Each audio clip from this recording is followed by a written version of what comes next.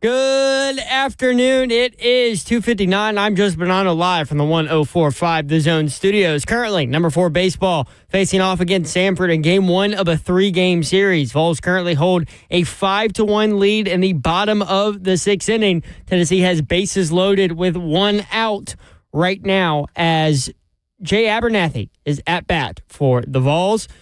Speaking of the Vols, their starter, Liam Doyle, finished his day after 5 1/3 inning, allowing just 2 hits, 1 run, 1 walk, and 14 strikeouts, facing 18 batters today. He's now up to 25 strikeouts in 10 1/3 innings to start his Tennessee career. Reese Chapman, Cannon Peoples got Tennessee on the board early, each with a home run. Hunter Ensley and Andrew Fisher both drove in a run as well. In NFL news, Saints are hiring former Chargers coach Brandon Staley as their defensive coordinator. Staley was an assistant this year with 49ers, and before the Chargers, he burst onto the scene as a Rams defensive coordinator. Also, the Bengals released defensive tackle Sheldon Rankins, a starter for them last season, and the Bears releasing veteran defensive end DeMarcus Walker and tight end Gerald Everett, a move that will save the Bears more than $10 million in cap space. For your foundation repair and waterproofing needs, you need to visit USSTN.com. Breaking news at once on your home for the Titans and Balls. This is 104.5 The Zone.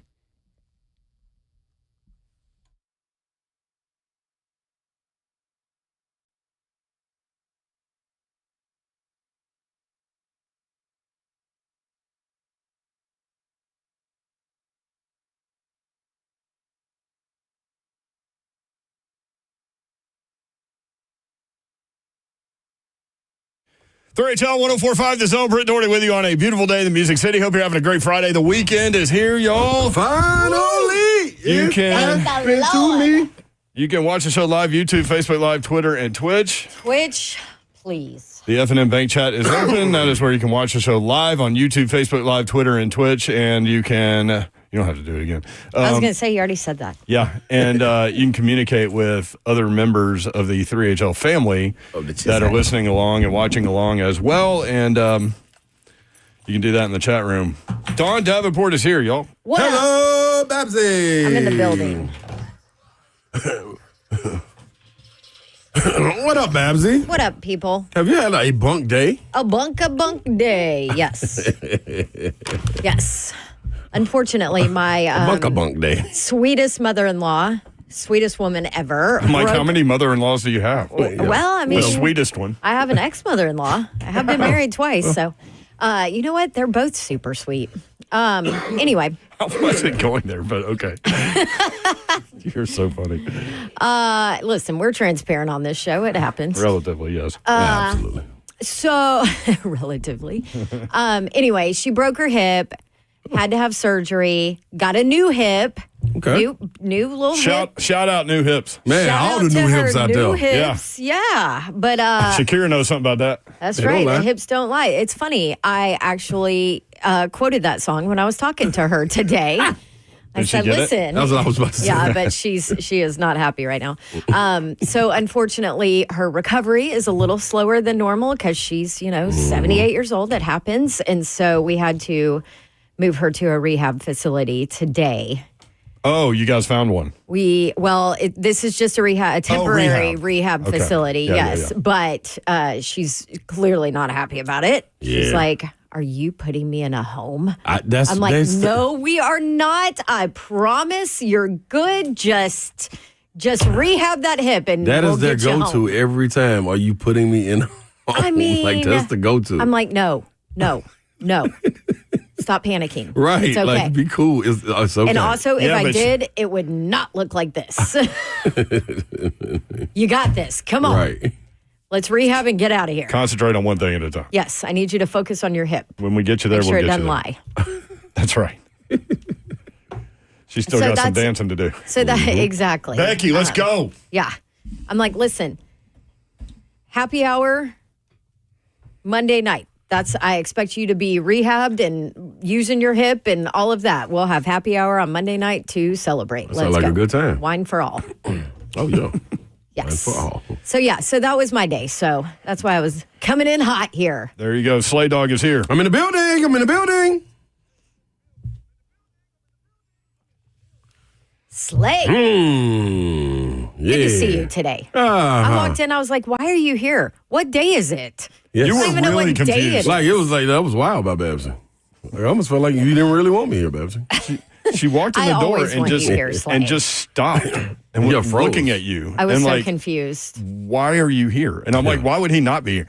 It's not Tuesday. I Like, he think, can't be that far off, can Right. he? I think I was thinking to next week. I know you've got a busy basketball week coming up. and Yeah. Not going on next week. my brain wasn't working. By the way, we're at Twin Peaks next Wednesday. Hey. Yes, in Madison. Is that right? Yes, or they don't call it Madison. What do they Rivergate. call it? Rivergate, yeah. Okay. The old That's just for the old So Nashville. come see ones. us. Come see us. We'll be in effect. We will be in effect. Seth was like, what are we talking about today? I was like, I don't know. My book is in my bag. So I don't even know what you put. NFL draft talk. What will the Titans do? let me tell When in you what doubt, we're that's what you talking do. about. That is my go-to when I'm not sure what the topic sheet says today. I will we say, know what we're talking about on this show. I will say, this town. open phone 615-737-1045. We have 0 guests today, just us and you, Been a while since. and we'll do that. I will say this: We Aaron never have Schatz. 0 guests. Aaron Schatz. Oh, we had him on at the Super Bowl. We did. He wrote for ESPN.com. Bold moves in free agency, draft for all 32 NFL teams. Ooh. And we'll go through this in a little bit, but his headline for the Titans was, do not select a quarterback at number 1. Stop it. Listen, shots. Shots taken, shots. Man, it's Listen, shots can kiss it.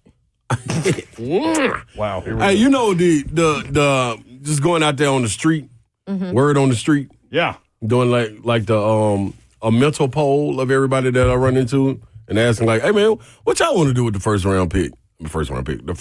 pick, the number 1 pick? Yeah, It is so all over the board. it's all over the board. I mean, all over. Well, there are 4 possibilities and 5 if you include trade back. so what is up? Wait, You got the possibilities how are already? there?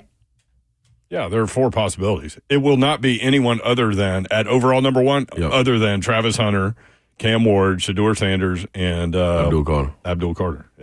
Or trade back. Those are the 5. You're Yeah, saying okay, I got you. Okay. Yeah, but I yeah, see what yeah, you're you're saying right, because I yeah. was like, really, there's only 2.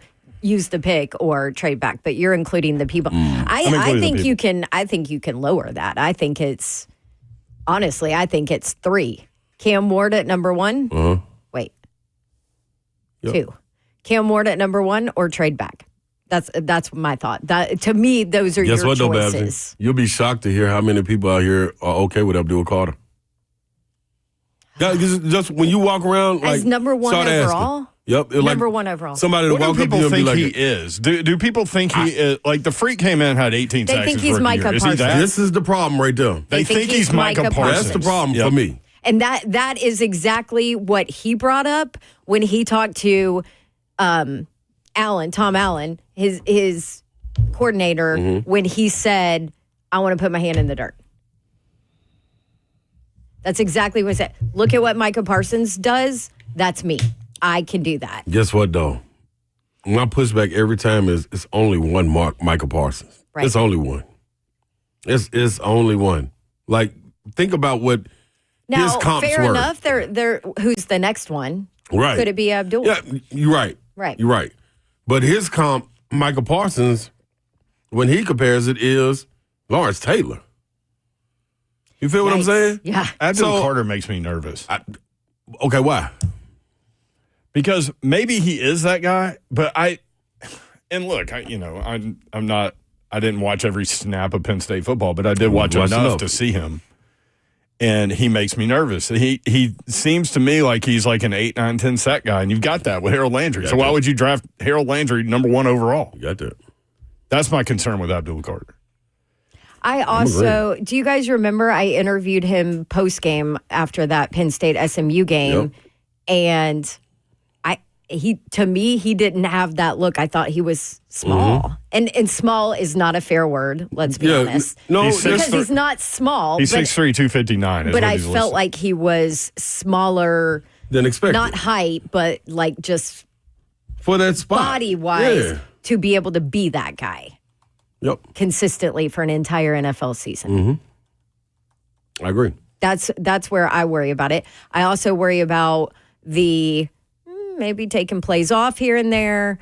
I worry about the fact that I watched an SMU offensive lineman who will not get drafted in the first 3 days handle him at times. Yeah. Not consistently by any means. I mean, put him on the but ground. at times. Locked him up and put him on the ground. Let me give y'all I two worry players. about those things with Two him. players, and y'all tell me, did he remind you? Before you do that, let me. I'll write it I just pulled up the stats. So Okay. Micah Parsons, when he was at Penn State, his last year, he had 14 tackles for a loss and 5 sacks. Caleb, excuse me, I always want to call him Caleb. Abdul Carter had 12 sacks, 2 forced fumbles. So Micah Parsons had 5 sacks. Abdul Carter had 12. I just wanted to hit that. But No, they're good. What do you got? A couple? Extremely active. So yeah. when you And watch, productive. when we watch these guys and we got to see them up close and personal, not, but maybe Babs did, and I think you did too, but I didn't. Did I? I think I did. Anyway, I think I might have, but We'll just say you did, Slay. Let's just say I did. Will Anderson and Dallas Turner. When you talk about a pick going that high and you talk about impact, from watching them over the years, it's like, okay, I know who they are. This is not a guessing game with them.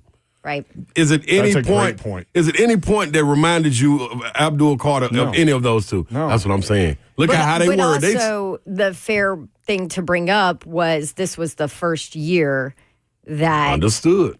he moved into that role, and he was Understood. extremely But is that a productive plus- prior to that. is that a doing plus what or a he minus? does, like That's- super good around the middle of the field. I'm cool with that. Is that a plus or a minus that he's only had 1 year at Edge? That's a great question.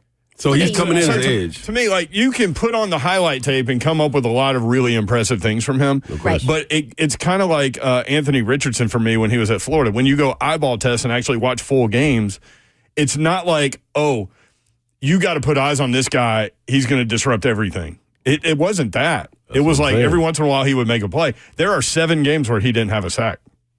7. That's all I'm saying. Who were the opponents? He did not have a sack against West Virginia, Bowling Green State. He had 7 tackles against Bowling Green State, but no sacks. Nothing against UCLA, Wisconsin, Purdue, Minnesota, and Oregon. Well, and some of those are, people have talked about taking plays off or whatever. I mean, some of those are lesser opponents too, where he was not needed, to be there. so to speak. Right?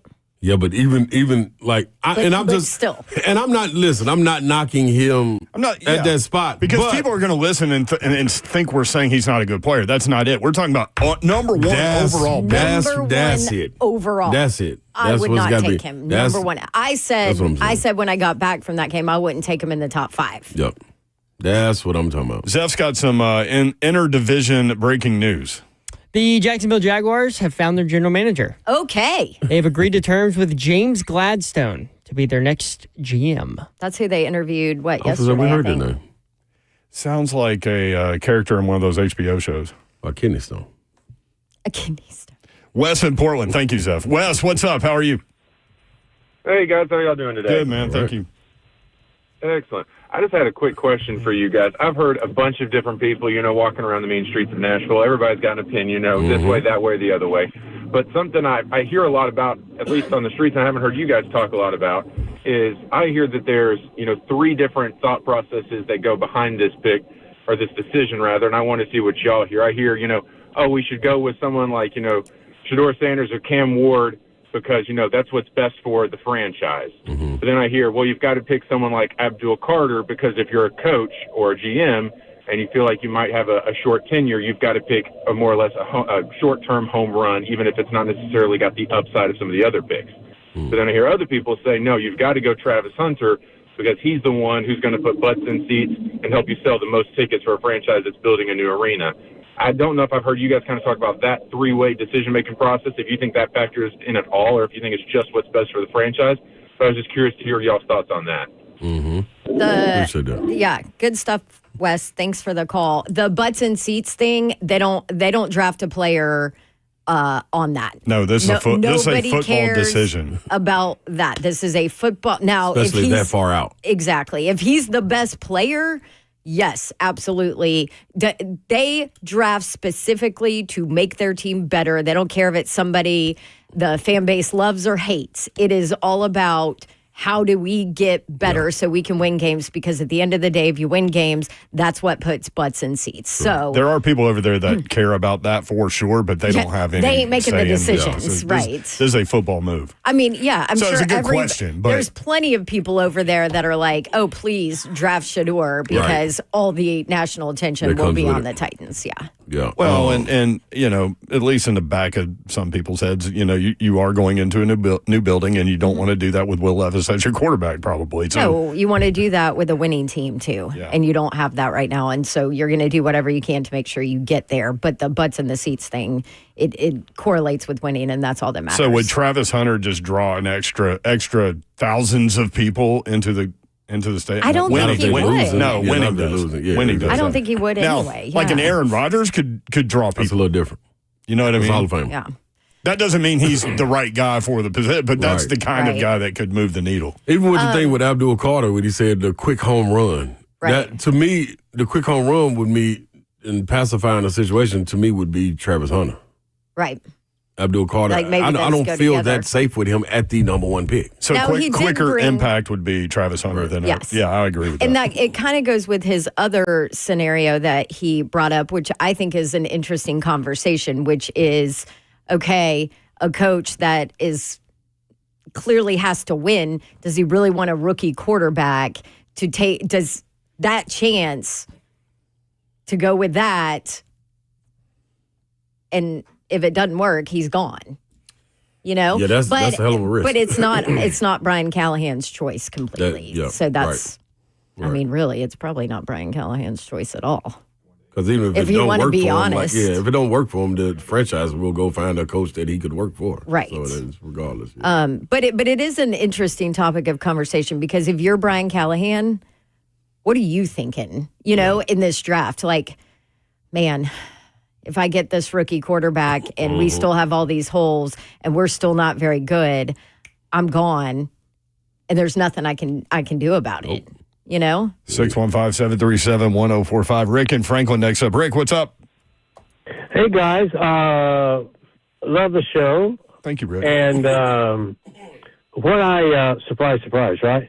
Anyway, I mean, we when I love to picked hear up that. my phone and when I was picking up my phone this morning and slurping some coffee, it was all about Aaron Rodgers coming to Nashville, $25 million for 1 year. And I'm sitting and looking at my phone, and then I went to like 3 different sites, and it was like, oh, hallelujah, man, here it comes. And I'm saying, wow. I mean, I heard the rumor he's got a house here, or building a house here or something, but I don't hear anybody talking about it here locally unless I just missed you guys talking about it. So if we were making that deal with him, obviously that makes a whole different scenario as far as looking at who you're going to pick, you know? Well, it depends maybe what it does, site. maybe it doesn't. Also, it depends what site you look at. I mean, I see one story about Aaron Rodgers drops big hint that he's going to the Steelers. Jets Aaron Rodgers predicted to sign $25 million deal with the Titans. Like, this is that time of year. During this- is all I would yeah, tell you, Rick. yeah. Will he sign here? I don't know. Yes, no, maybe. I don't know. But I don't think it's impending. Okay. Well, then, hey, when is what comes first? Does making a deal with him come first before the draft, or not him, somebody else? Well, he can't. He's free to sign March 12th. Yep, free agency. Okay. So, I mean, and teams can talk with those guys 72 hours before that. So there's no way they have a deal for $25 million in 1 year right now, in my Gotcha. opinion. Okay. And the draft is when? April, end of April, right? Okay. Yeah, okay, last I week of got you. April. Yeah. All right. And Well, I will say this, Rick. I think there will be lots of like gossip stories that come out next week because the entire league and so many of the reporters will be in the same place at the combine next week. yeah. Okay. Thank you, Rick. Appreciate it, Well, man. all right. I'm off to the gym. Thanks, guys. Have fun, man. Good burn. Get a good burn. Better than I am. 615-737-1045. When we come back, we've got tons of topics. If you want to roll down that, what do you think about Abdul Carter? What would you do with that number 1 pick We can always talk about that. Also, a big day in SEC basketball tomorrow. Number 6, Tennessee at number 7, Texas A&M. Big Skinny wants to talk about that. We'll do it. 3HL 104.5 The Zone.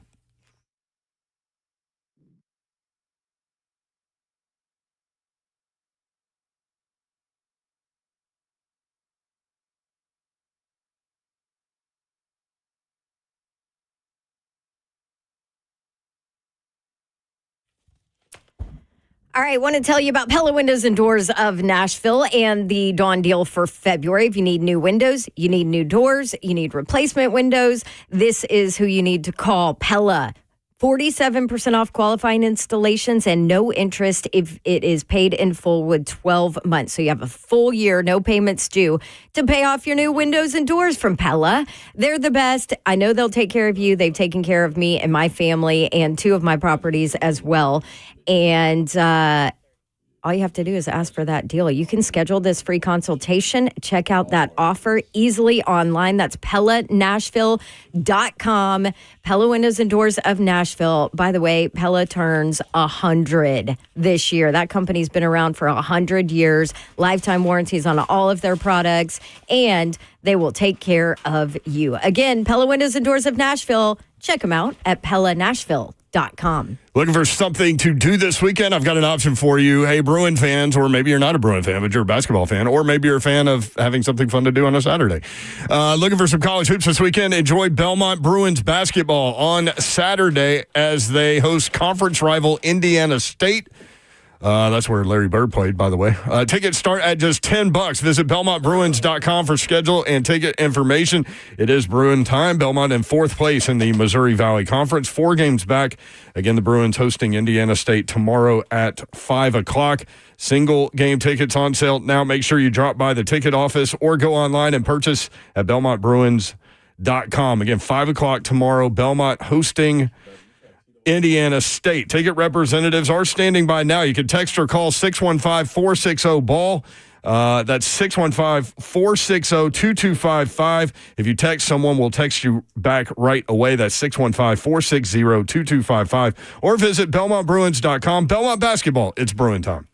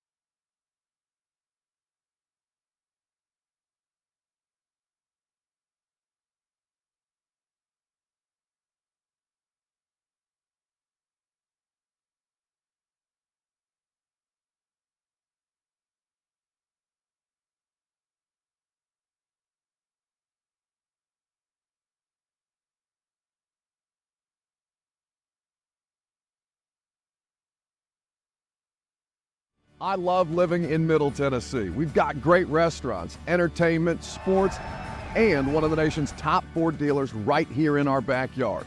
Two Rivers Ford. Remember that name.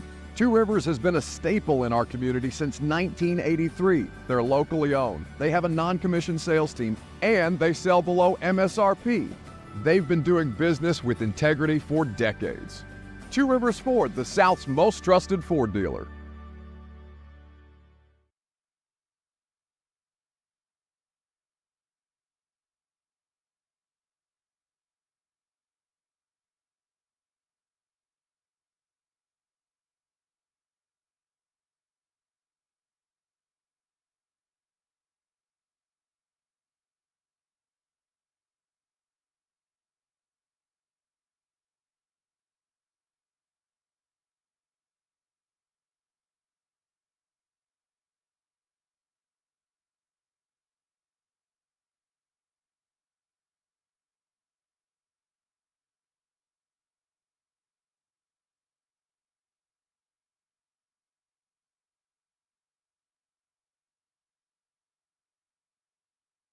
3HL 104.5 The Zone. Britt Doherty, Don Davenport, Ron Slay.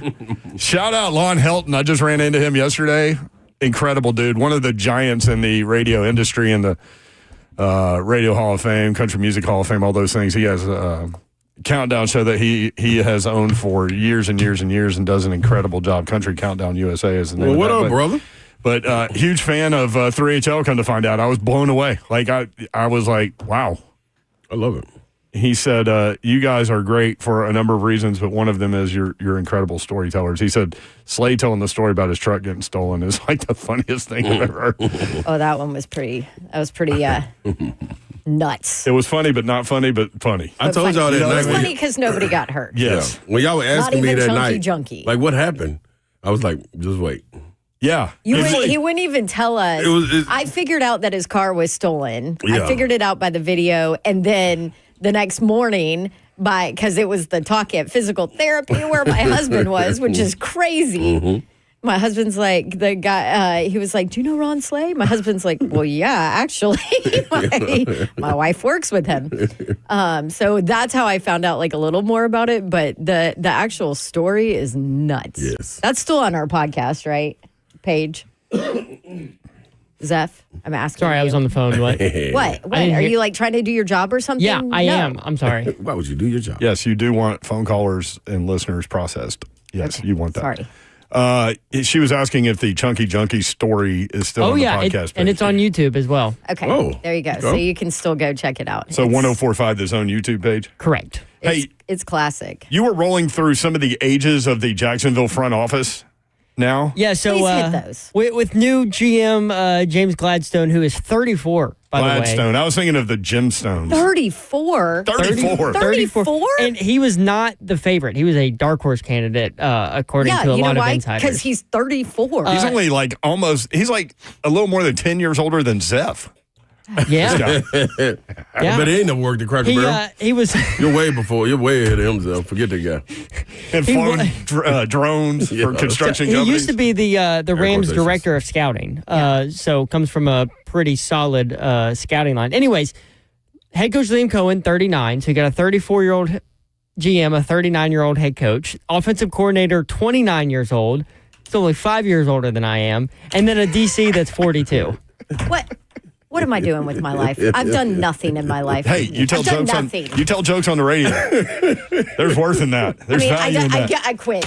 I give up. You got your backpack today, Babs. You're all right. Listen, Babs, here's what you do. You ready for what you do and how important you are? For what you do. 29. And how 29. listen, this is Do you know what what I was doing at 29? I was making $15,000 a year. this is why you're way more important than that guy. Okay? There's a guy having an incredibly bad day right now, but you just made him smile. I doubt it. Oh, Hey, wow. You know what? At Wow. least I'm not that guy. Yeah, never want to be that guy, There please. we go. Thank you, Zeph. You just made me feel better. Liam Cohen. By the way, another Liam had a big day today. Liam Doyle on the mound for the Vols. What did he have in game one, his first game? He transferred from Ole Miss. He's a big lefty that throws like 98 miles an hour, which is insane coming off a left hand as opposed to a right hand. It just is. But how many strikeouts did he had in the first game? He had 11 strikeouts and 5 innings of work in his Tennessee debut. So today he had 14 and 5 1/3. So that's 16 possible. That's 16 outs he recorded, 14 by strikeout. And he faced 18 total batters, Now listen, had 14 strikeouts. I'm not a baseball connoisseur, but damn, that's good. That's it. That's just somewhere around good, hovering there. Wow. Babs just said, I'm not a baseball connoisseur. But You like the Braves? Oh, I love the Braves. Yeah. I will say, like back in the day, I used to be able to tell you like stats. Otis and- Nixon stolen Yes, bases and- Exactly. Back in the day, I used to do all that. I've kind of gotten away from it, but Sid I Bream. love a good baseball game with Have a you been beer. following spring training so far? A little bit here and there, but not hardcore. I'm just going to say Ron Acuna Jr. looks like he's about to have an MVP season. But he's probably what was pissed. his? What was it, Zeph. ACL? Yeah, It's ACL. very early. Oh no, Zeph is in. Yeah, he came. Spring training. He's coming off an ACL, and his first week, he just hit monster home run after monster home run off of live at bats, not this little soft toss. Okay, but it's okay. Yes, you're right, Zeph. It's spring training like Okay, that. so on like day 3? now you might be able to notice MVP. that Zeph is even more of a hardcore Braves Yes. fan. Yes. We got Braves people all But over it's the okay. place I in love here. it because he fills me in. Blaine loves the Braves, too. What about Buck? Who does Buck like? I don't think Buck cares about baseball. No. What does Buck care about? I mean, listen, we had Cats. to like pull Buck back into college basketball and football, honestly. We had to get him back into it. but some could be on the horizon for you guys, though. Some point. For Indiana. Not you guys. I was like, who I'm is sorry. you guys? I apologize. You're in a great place. Rick Pitino That's her suggested husband. the next coach for Indiana, and the name he brought basketball. up, I hadn't thought about, but it made 100% sense. It does. And we'll play that clip for you in a little while. Speaking of baseball, while we're on it, the Yankees now will allow their players and employees to have what is it, like neat beards? Well-groomed Facial hair. I never even noticed, but now that it's brought to my attention, like they never have facial hair. Yeah. Oh, you that's didn't know crazy. that? I That was know. yeah, It's that's been been a like thing for the them. longest standing club rule. Like the weirdest one was when Johnny Damon, number one, he went from the Red Sox to the Yankees.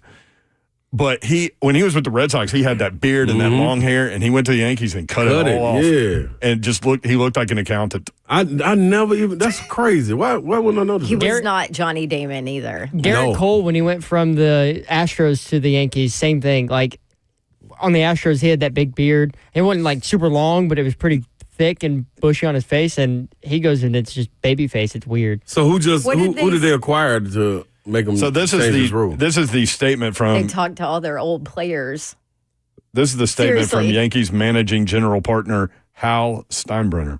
Why are you gonna name a baby Hal? Little baby Hal. Oh, listen, that's family names. It gotta be. I met the Steinbrenners when I worked the. What? Oh yeah, you was up there walking around. You didn't ever tell us that though, Babsy. Yeah, Oh, you yeah, didn't I tell forgot us to that. tell So y'all. th- Yeah. Oh yeah, I forgot to tell y'all. Dude. Yeah. One of the greatest franchise the whole families. fam. Like, come on, Babsy. Yeah, because I worked the bowl game at Yankee Stadium. How'd you meet the whole family? Were they just They were out there there. playing kickball or something? Yeah, were there. They were just They were they're all having a hanging picnic. out. And the Having a family daughters, yeah, and the daughters actually did the post game celebration with me. Oh, okay. Yeah. All right. Well, regarding the alteration Wow, of man. Yankees So I facial. got us covered. You just said, what have you done with your life? Oh, Nothing that's but right. met I've met the Steinbrenners. Steinbrenners. Regarding alteration of Yankees facial hair policy. In recent weeks, I have spoken to a large number of former and current Yankees spanning several eras to elicit their perspectives on our longstanding facial hair and grooming policy. And I appreciate their earnest and varied feedback. These most recent conversations are an extension of ongoing internal dialogue that dates back several years. It's taken several years to come to this. Good Lord. So dumb. Ultimately, the final decision rests with me, and after great consideration, we will be amending our expectations to allow our players and uniformed personnel to have well-groomed beards moving forward. It is the appropriate time to move beyond the familiar comfort of our former policy. Now's the time. Yeah, but like, why? What Why now? I happened? mean, like 5 years wasn't the time 5 years ago, right? He's been What thinking about happened? this. He's been thinking about this for a few years, he said. Like, what other decisions has he been thinking about for years? Who are you going to acquire? That's what I want to know. So that's It's got to be somebody out there for them I've to been be changing the I've been rule. thinking about this for a few years. I'm going to change my dry cleaning person. I'm going to get a different haircut guy. Like now. I've been thinking about it for years. Yeah, Slay, you're right. There's got to be. It's something to there's it, man. It's something to it. They don't yeah. move like that. Something Yeah. happened. Did you see ESPN is done with Major League Baseball too? I did dude, not who's know picking it up? that. Fox. Yeah. Well, Sunday Night Baseball. I did not know that. I read that today. Is that a new thing? Yeah, was that- It'll start after 2025, right? I think they have the rights for one more year, and then they're wow. out. They paid $550 million, I think, was the deal originally, and so they're getting out of that and not continuing. So now baseball's got to go find a new home. Well, a secondary home because They'll be all right. Fox isn't there. Ain't Fox their home? Who's their home? Fox does have baseball. they do World Series Yeah. in playoff games. I know the So does Major TBS. League Baseball commissioner was complaining that ESPN did not do enough studio shows and extra like cross promotion for baseball. Well, I think part Which of they why do. ESPN does a lot of NBA. That's But that's a big keep it time. They did money pay a maker couple for them. billion for the NBA. Exactly. So Yeah. I think it flew under the radar for me because I get the MLB package, so I don't really pay attention to where games are. Yeah. well, Rob Manfred, who is the MLB commissioner, needs to figure out Manfred, these that's blackout situations because I'm yeah, tired of for not sure. being able to watch the Braves Yep. here in Tennessee. It's ridiculous. driving Zephyr Bunk. nuts.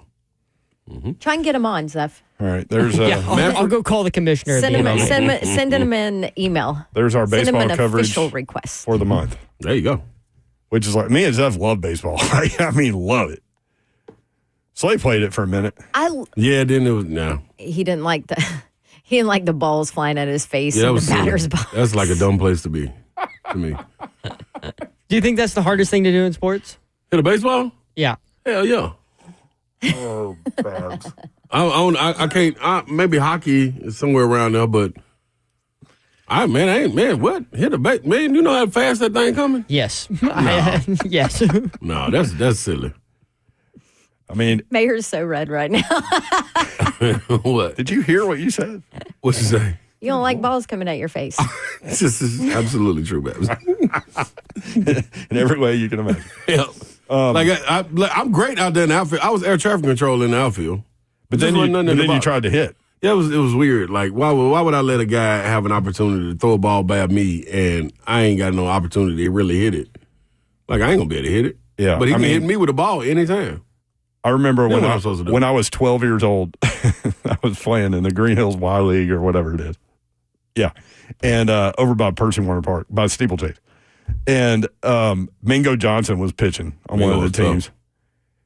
That I started to say that man, he was 12. He was throwing the ball like 85 miles an hour, lefty, as a 12-year-old. Wow. Orrin was a Like you we talking about played, athlete. we played them. Not only did we not get a hit, nobody even touched the ball. Yeah. But I got in there. I wanted to see what it looked like. You saw it. Huh? I saw it. It was fast. They specialize in baseball. You saw it and left? So I didn't get out of that. I mean, I was kind of like Slay. I preferred, and Zeph too, preferred to play defense. But Yes. I was cold with that. I didn't have any power, but I could hit the ball where I wanted, which was good if there were runners on base. They should have a person that can just play defense. That would be me. Like, I don't want to hit. I'm telling them, I don't want to hit. We're all getting text messages after Babs' little rant. Let somebody else hit. All it was is a rant about baseball, y'all. That's all it was. 615-737-1045. Y'all have dirty minds. Big Skinny in Lafayette. What up, Big Skinny? Big Skinny, what up? Hey, thanks for having me. Yeah, man. First time caller, long time listener. Thank you, brother. Just want to say, Mayor, Babs, Steph, and Big Slay, love your show. It's awesome. Love seeing y'all on all aspects of, especially Slay on SEC Network. But I just wanted, we've been talking hypothetical today about who's going to get this on the draft and that and that. I just want to give out a fact. The Vols are going into Texas A&M tomorrow, and we're going to annihilate them. Bad. Uh-oh. Man, Big Skinny, you got way more confidence than I do. No. That's most definitely all we know. I'm with that right there. I'm with that. It's an early start, and we're gonna be reining them in early and often. Yes, I'm with that, Big Skinny. Hell yeah. I love the laugh, Big Skinny. Hey, while I'm on here, it's my first time getting the call in. I got a big Kentucky fan that I'm gonna see in a little bit, and I'm gonna walk into the club and I want to let him know I know he's listening. I'm gonna throat punch him just because he likes to. But anyway, I just want to call in. Love what y'all do. Enjoy the show, and y'all make. I got a 45-minute drive both ways each day. I love it. I just love it. Love y'all. God bless you, and have a good evening. Hell yeah, Big Skinny. Big Skinny. Man, Number call, man. I got two things. Big Skinny's headed to the club at 3:38 in the afternoon. I like that. Ain't gonna throw punch somebody. Number two, we do not condone throat punching. Do you not? Boy, a cool throat punch caught off guard. That's a bad boy. Hey, Big Skinny. Man, and Big Skinny sound like a big skinny guy.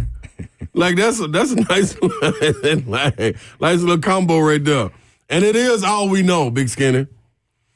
I wish we could all, as fans, go down there and play with that energy. The only other person I know that routinely and consistently says that she's going to throat punch people is Becky downstairs in sales. Becky definitely. She says that all the time. Mm-hmm. I wouldn't be surprised if she got like 5 or 6 victims. Number 6, Tennessee at number 7, Texas A&M. We'll break it down because you didn't have Your a confident reaction was not like Big Skinny's. No, you were not as go. confident as Big Skinny. We'll break that down next. 3HL. If you want in, we'll bounce around today.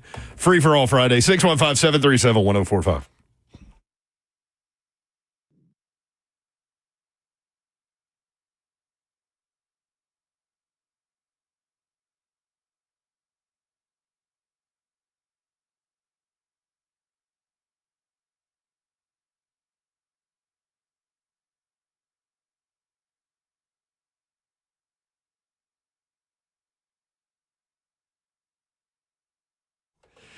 Oh, man, it's about to be, I know it's hard to believe because it's cold outside, but it's about to be that time of year, spring, and you need to get that lawn going. Yes, Babs just said it's going to be in the 60s on Monday.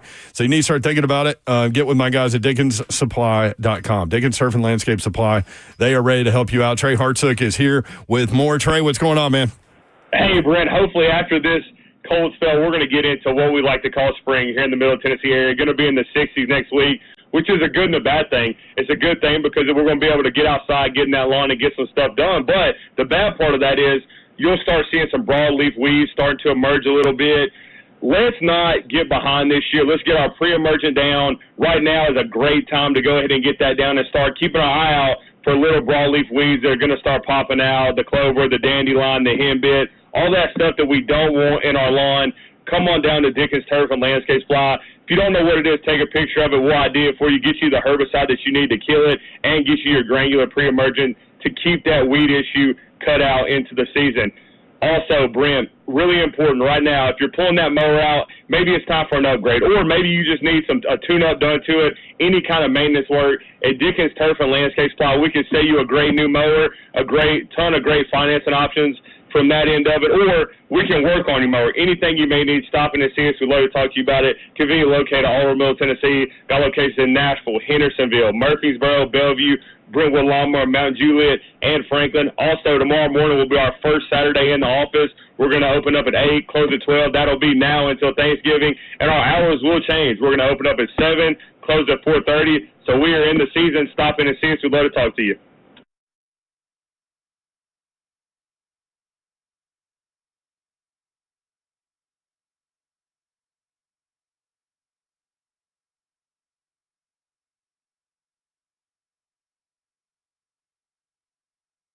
Did you know you're overpaying for your health and wellness products? With over 20 company-owned brands offering its members vitamins, supplements, wellness, and skincare products, you're able to save up to 70% off retail. Members Nutrition can't change your life, but we can change the way you live.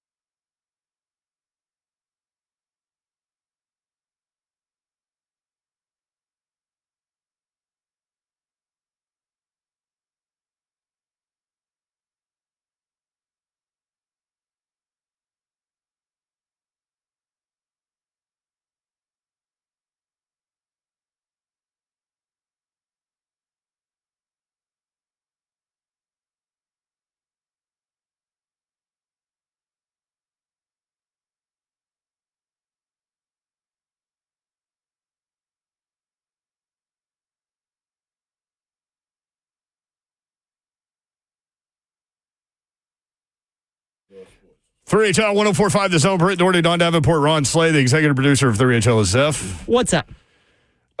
Reese is in the chat, and he's on hold. Reese, he don't want you to pick up the phone right now. No, he doesn't. But then he'll complain about how long he was on hold. Reese? Yeah.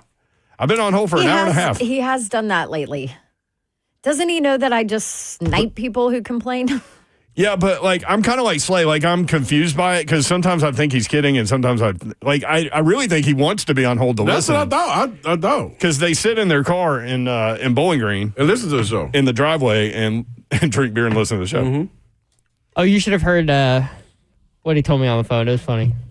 Hey, I love being on hold. What? He just wrote that. Just said that, yeah. Well, he loved Big Skinny. Yes. And he said, I do condone you going after that guy throw punch. Stop. Hey, man. He wrote, I condone it, Big Skinny. Go get it. Yes, yes. Are you going to tell us what he said to you? Right. No, I'll let him tell you when you guys go to him. I just let you know that you got something to look forward to.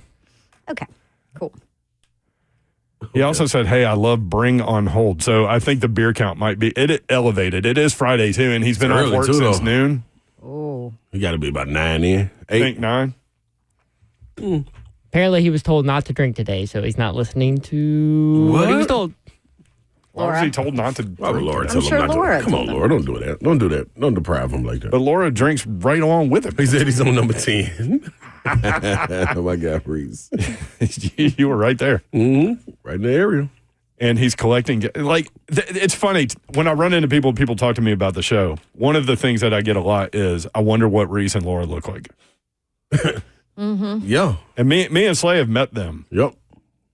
Davenport was not there that day. I was not. I have not met them in person yet. You missed that one, Babs. That was a good one. It was a good one. Reese sat down and co-hosted the show for a second. And did really well. He did really well. I wasn't expecting Reese to do well like that. No, Reese did really well. Got in and out of, he was getting in and out of the break.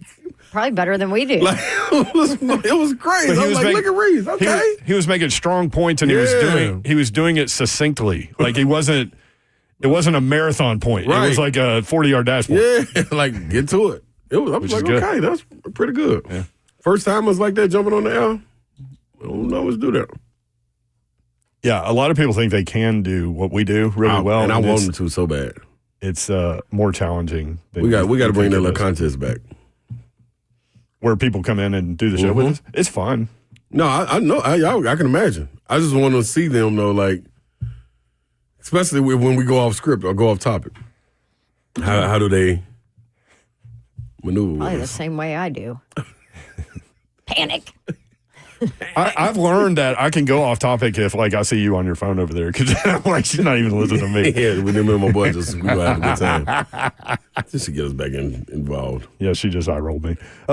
Quick update. What are you eating over there? Oh, this is listen, I'm a big fajita chicken nacho guy. That's all that I will. Anytime I go to a Mexican restaurant, I'm getting that. Oh, okay. Fajita chicken nachos. I don't want no tacos, none of that. Give me the fajita chicken nachos, extra peppers and extra onions, and dice up my peppers and onions. Cheese on the side. No matter what Mexican restaurant it is. Nope. Yeah. I'm getting that. Babs does the same thing. She gets the same thing at every Mexican restaurant she goes to. What you get, the little 2-taco joint? No, the chicken, rice, and cheese thing. Oh. Mm-hmm. Everybody's No got a veggies. different name for it. But just eat it with the fork. Mm-hmm. Chicken, rice, and cheese. Sometimes add some steak. Ah. So you get a fajita, but with no fajita. Correct. Well, with rice and with no tortilla, I mean. Yeah. Yeah. But not the peppers and onions and all that stuff. You're missing out with that, Babs. It's good for your Peppers and blood. onions? Yeah. Yes, it's grilled Onions are onions. good for your blood. Yes, you are, Babs. Okay. Wimbyama should have had some onions. I don't know what's going on with Wimbyama. Blood clot in the shoulder. Yeah, that's weird. They talked about that. scary. Chris Bosh went through that. There were some guys that went through that. That kind of ended their career. I mean, it's fortunate that athletes catch things like that, because they're constantly being checked for things. But guy walking down the street has a blood clot in his shoulder. He doesn't even know. He just falls down. Yeah, But Smiley had a great line about it. In between shows yesterday, Blaine was talking about it, and Smiley goes, he got a blood clot in his shoulder because his body's so long, it takes forever for the blood to circulate. I told him that. That was mine. I told him that. Oh. Get him, Zeph. Copyright. Copyright, Smiley. When the news Copyright broke, infringement by Smiley. when the news broke, I walked in here and he asked me what he should put in his update, and I was like, "Are you going to put the Wembanyama news?" That's hilarious. And then he was like, "Yeah, how do you even what even is deep vein thrombosis?" I was like, "I think it's a blood clot. It's probably because his arms are so long, the blood takes forever to circulate, and he got bored." That is a great line, Zeph. He definitely did not give you credit for it. Darn, Smiley. And he went the rest of the day talking about that. Guaranteed. He used that line all over Nashville. That's some. You got to be careful. You got to be careful out there, Zeph. That's bunk, right, Zeph? Yeah, that's a lot of bunk. That is hilarious. You got so mad. That was mine. He took it and went. Hey, man. Well, listen. We're in the country music city, dog. Like, this is a lot of people taking songs and running with them, dog. So be careful your material you put out there, Zeph. Your own buddy. Wait. The material he put out there was one-on-one in a room by themselves. Yeah, he took it and ran with it. And then Smiley got it out there. And got the credit for it, too. Yeah. Smiley got writer's credit. I said we were going to break down this game. Real quick, Big Skinny's very confident about Tennessee going to Texas A&M. I am not. Matchup predictor gives Texas A&M a 50.3% chance to win. So you're looking at a 50-50 game. Yeah, Tennessee at 49.7. Vols have won 4 of the last 5. A&M has won 5 of their last 6, but they just got run at Mississippi State. The Aggies are 5-1 at home in league play. Tennessee 2-4 in SEC play on the road. Aggie guard Wade Taylor against Mississippi State, 4 of 14 with 11 points. He's been in double figures in every game but one this season. Now, this is interesting. They win at home, but they do it in a kind of different way. Mm-hmm. Taylor at home in SEC play, shooting 31% from the floor. Mm-hmm. Like, he's much better on the road. This is weird stats. 23.5% from 3 at home, averaging 13.4 points per game. That was the most interesting thing I've found about this matchup. You know how I like stats and stuff, but what do you think about tomorrow's matchup? Man, Does an early start help a road team? You make that argument in football, but I'm curious in basketball. Basketball, I mean, you kind of acclimated to it. I mean, it depends at what point in the season. Have you had other early start games? Is this your first one? I think that's when it plays a factor. When the league is this tight and you this locked in, I don't think it matters. Because especially with you having a week off, like by Thursday, you should have been practicing at 11 to get your body acclimated anyway. Friday, same thing. So I just... Are there some matchups in this? Because I look at this and I cannot come up with a side. Like, I cannot figure out. Like, to me, you could tell me Texas A&M wins a tight game or wins by 15. You could tell me Tennessee wins a tight game or wins by 15. Like, I have no idea what's going to happen tomorrow. Me either, yo. The only problem I have with this game, and I'm right there with you, torn right between this a pick 'em for me. But the reason I lean towards Texas A&M is because of the way they lost. Not that they lost against Mississippi State, but the fashion in which they lost. In the second half, they had so many turnovers. It was 14? I think it was 14 turnovers in the second half. Some crazy number. It was a crazy number. Yeah, and Mississippi State was capitalizing off of it, scoring in transition for a team that can't really score. They were giving them those opportunities. So with the fashion and the way they lost, I think Buzz Williams is going to have their attention like no other, dog. Like, it's going to be crazy, the attention to detail that they have, the force and physicality that they're going to play with. That's the only thing that scares me. If they would have just lost that game, I would have been cool. They lose by 6. All right, boom. This is another SEC tough opponent. You're walking into this differently. The way they lost, and he has a veteran group. Like, this is a prideful group, and Buzz is a philosopher. Like, as much as Bruce is a motivator, Buzz is the same, except he's going to give you 2 or 3 quotes a day that you're going to make you sit back and like, dang. Like what Babs would just say, what did I do in my life? They would be looking at this and saying, what am I doing with basketball right now? How am I helping us? How am I helping the world? Like, they start thinking like that. So it's going to be interesting, man. It's going to be interesting. if I had to pick one, I would pick Texas A&M just because of them losing. And that week And off. being at home. Yeah. If this was in Knoxville, you'd feel differently. Yeah, and it's hard to win on the road. You know what I mean? So we're going to see. We're going to see if either one of them get in trouble, Wade Taylor or Zakai Ziegler. This game can both shift. 615-737-1045. When we come back, straight up phone call. So if you're on hold, please stay there. Corey has a story about meeting Babs 25 years ago. Larissa wants to compliment the station. We'll get Larissa and Laura. We'll go to the phones and do that when we come back. 3HL 1045 The Zone. I'm only 27.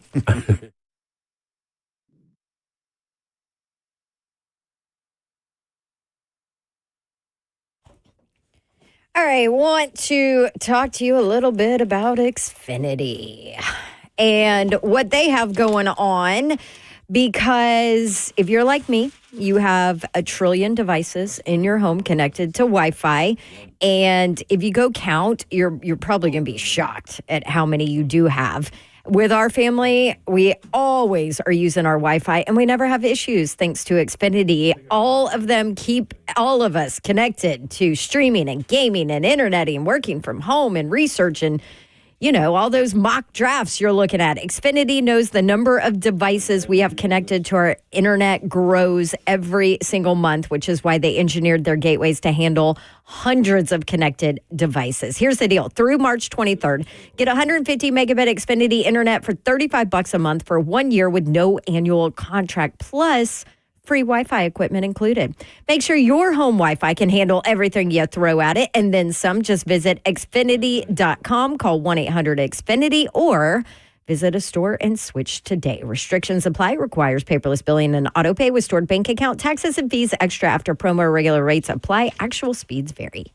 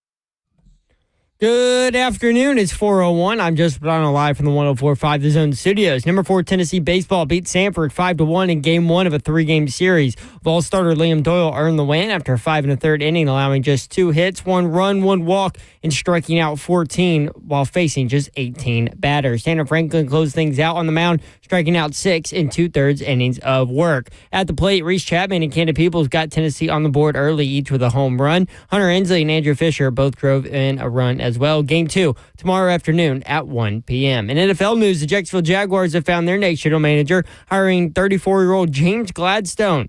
Following his in-person interview earlier today, Gladstone was formerly the Rams' director of scouting strategy and has spent his entire NFL career with the club, working his way up from senior assistant to the GM. Saturday in college hoops, number 6 Tennessee heads on the road for a top 10 matchup with number 7 Texas A&M. Tip-off at 11 a.m. You can catch the Vol Network call of the game right here on The Zone. Vanderbilt hosts number 24 Ole Miss at Memorial Gym. Tip-off for that one is at 2:30 on the SEC Network. And number 4 Alabama hosting number 17 Kentucky for a top 25 matchup. Tip-off is at 5. For your foundation repair and waterproofing needs, you need to visit USSTN.com. Breaking news at once on your home for the Titans and Balls. This is 104.5 The Zone.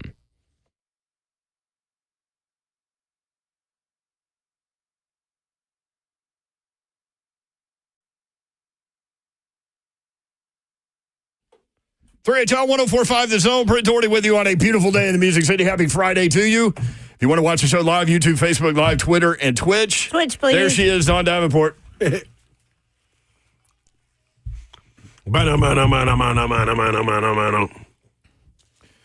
Buck Rising and crew headed to the Combine. I saw Kirby here loading up earlier today. Tune in as the Buck Rising Show broadcasts live from Indianapolis. Thanks to Wholesale Supply. Listen in as analysts, players, coaches, and GMs from around the league talk with them about the upcoming draft class. For more information about their coverage from Indianapolis, visit 1045thezone.com. Savage going too. Savage will be in effect. So we'll talk to Savage on Thursday, live from Indy. Hey. The Titans go Tuesday. Maybe we should put Buck on Tuesday. Going to be in McDaddy going too. That is true. Did you just say that? Nope. Oh. You added that to the mix because he is Ron Slay. I'm in the building. I'm in the building.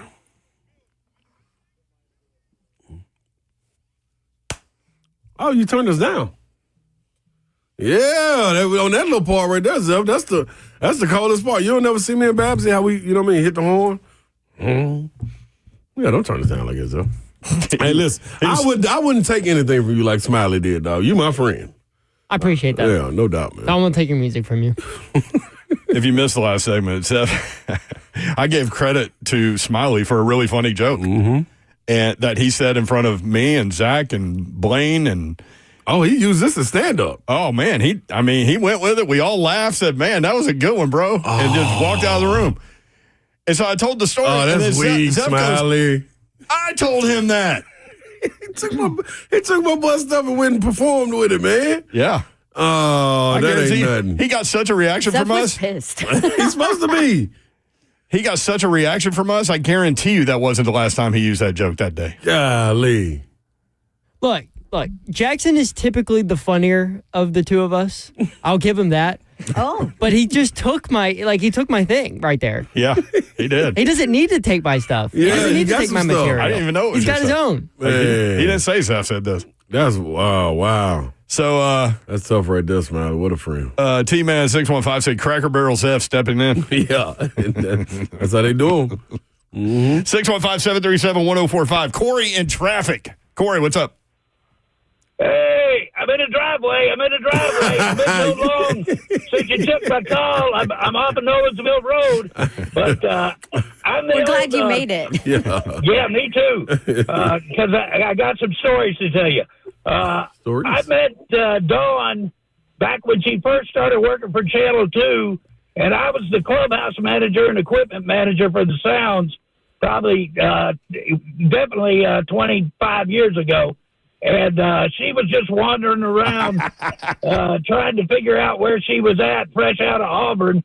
And she thought I think I was visiting Clubhouse, only one way in and one way out over at the old Herschel Greer Stadium. Herschel Greer. And I was bringing out a bag of of trash to set out for the grounds crew to pick up.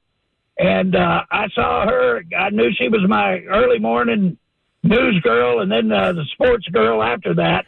But we had a conversation. It's been quite a while, but I definitely was calling to tell you that they are going to have some Braves games on NBC on Channel 4 for preseason. So I wanted to talk a little baseball now that spring training is here. All right. I remember meeting you, Corey. You do? Yeah, I do. well, Holding the trash. Yeah. You had a trash bag. Yeah, exactly. Because We were outside of the gate. On TV, you thought you met the garbage man when you were talking about it on Channel 2. Yeah. And I was like, man, come on now. How about some respect? Well, you had trash in your hand. I didn't know. You're right. It was the only way in and out. But we had a little conversation over there by first base on the visitor side. And but it's been a while. It's good to talk to you again. I listen to you guys every day. Thank you, But brother. it's been a pleasure, and I've watched your growth, and you've moved up here with these nefarious guys, and I have called in before, but you weren't. I think you were in New York City for the games, the football game up there at the Yankee Stadium. Yep. But I know Slay would want to talk to me, too, because it was 30 years ago last season that I was the Birmingham Barons clubhouse manager, and I had a guy that played basketball show up, wanted to play baseball for a season. So I spent the whole season with him, and even have the story of why he didn't show up for baseball the next year. Well, he did show up the next year for baseball, but it was all about crossing the picket line, and he wasn't going to do it. So he hopped on his Learjet, and they did a wing wag over Ed Smith Stadium down there in Sarasota, and he flew back to Chicago to take on his basketball career again. So lucky us. That has been Michael Jordan. I've got How a ton was of he? stories from that day. Google Birmingham Barons team photo, 1994. I'm the fat guy in the green shirt, standing one man over from Jordan on the far left side, and with Sam Hairston right in front of me, the first White Sox black player, not including Minnie Minosa, who was a Cuban at the time, and the owner for the Reinsdorf, the owner kept Sammy on payroll all his life, and he was our coach that was only there for the Birmingham Barons games, and but he had forgotten more about baseball than these guys knew. He had been traded for Hank Aaron from the Indianapolis Clowns back in 1957, I think, the year I was born, and he was like a champion hitter for at least three different occasions when he was in the Negro Leagues. But I learned more about the history of baseball from that man than anybody else. The Indianapolis Clowns were kind of like the Harlem Globetrotters, right? Yes, sir. Yeah. And Aaron actually played one season with them before he came up with the Milwaukee Braves at the time. And but there's a guy in that team photo I was telling you about on the far right-hand side in the middle, like myself, by the name of Terry Francona. Oh, wow. And he happened to show up. He was my bud. I actually had an address here in Nashville where I live, but I would live in the stadium down there during the season, and he would spend time with me before the family showed up because he had just been a player and was a double-A baseball manager just getting started before he won 2 World Series with the Boston Red Sox. Yeah. And I had hoped to, ride his coattails to the big leagues because he was with the Phillies, Philadelphia, before he ended up in Boston. And I think when I went to see him over in Atlanta, he was hiding behind me. And I kept going, Tito, what's up with this? He says, there's a girl reporter over there from Philadelphia that has just been all over me, about how bad we've been playing. And I'm trying to hide behind you so she won't see me.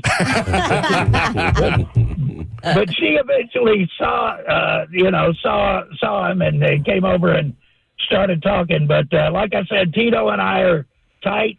He's the manager now with Cincinnati after going 10 seasons with Cleveland and almost getting there and losing to the Cubs for the World Series. But he had some health issues, but he is he's rip-roaring and ready to take the Reds to the World Series this coming season. But the other thing was the Braves are going to have some preseason games, I know, on Channel 4 on NBC.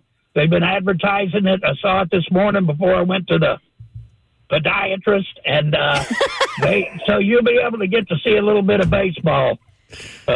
Corey, Corey, you I feel crushed like that phone call. you have got some stories, my man. Absolutely. Well, maybe if you guys would take my call faster than a half hour, you'd get some out of me. You knew Babs was going to react to that, Corey.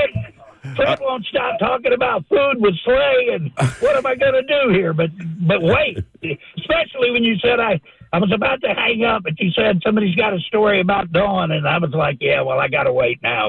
Oh, good job, Mayor. Yeah, that was the goal. I got dogs to walk, you know. Corey, those are radio tricks. Dogs to walk. Dogs to walk. I know. Wait, you Corey. got a job to do, and you do it well. I need to know what Michael Jordan was like. Yeah, well, you'll have to bring me in and sit me down in that little story time you were talking about trying somebody out. Cause I can dominate a mic. I can do that. Hey, stay on the line. Yeah, Zeff's going to get your info. You're coming in the spring. You're coming in to hang with us. Yep. Yeah, well, not a problem. I'm actually, I'm semi-retired. Hey, I'm working for the soccer club now. And we got a game on Saturday night. That's right. Against New England. You never talk soccer. I tried to talk when Mariani was that was the last time I called was when Mark was there, because he and I are both from Montana originally. But I've been in Nashville for 35 years now, and I figured it's time I bugged you. Listen, Corey, you're getting reaction on the chat. Ramon says he's on your head, Mayor. Adam says Corey needs a new segment.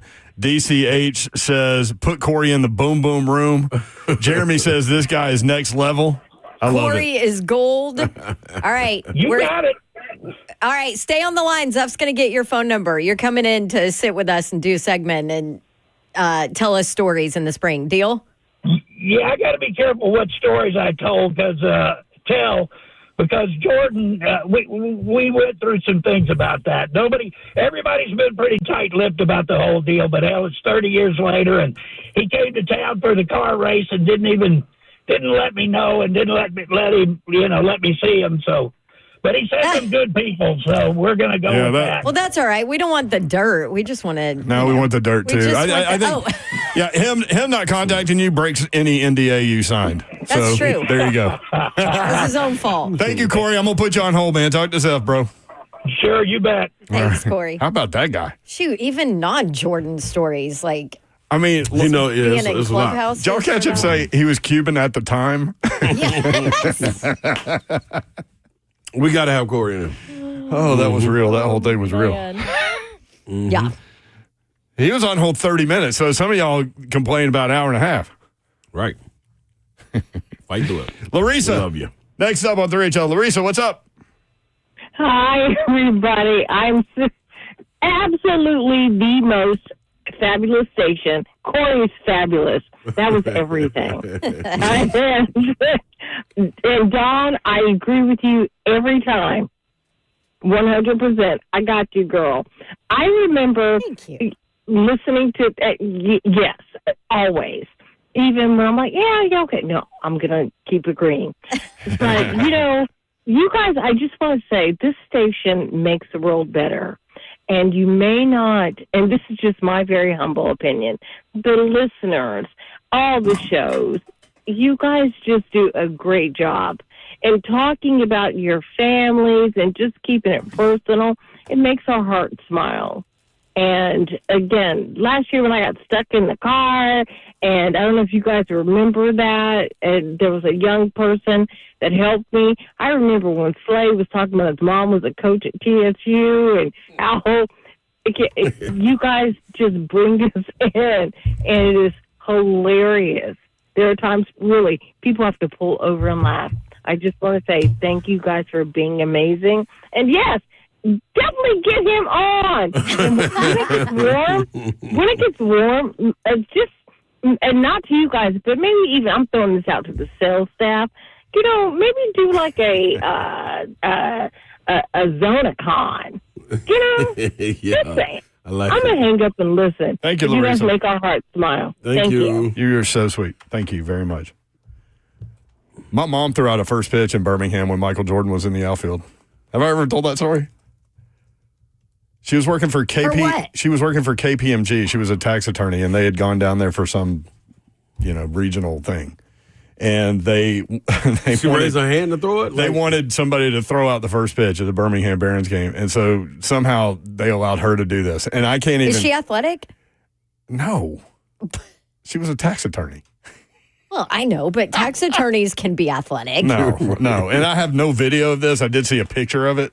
Oh, man. But I was like, Mom, you're throwing out the first pitch at the Birmingham Barons game. Michael Jordan is in right field. Why didn't you just turn around and throw it to him? That's what I would have done. That would have been amazing. 615-737-1045 at 3HL1045. All right, I'm going to try an Uncrustable for the first time ever. Oh, yeah. Attaboy. Here we go. Look, Zev is still talking with Corey. Oh, that's a hell of a conversation going on with them two. Can you I promise imagine? you. Corey's awesome. What did y'all talk about?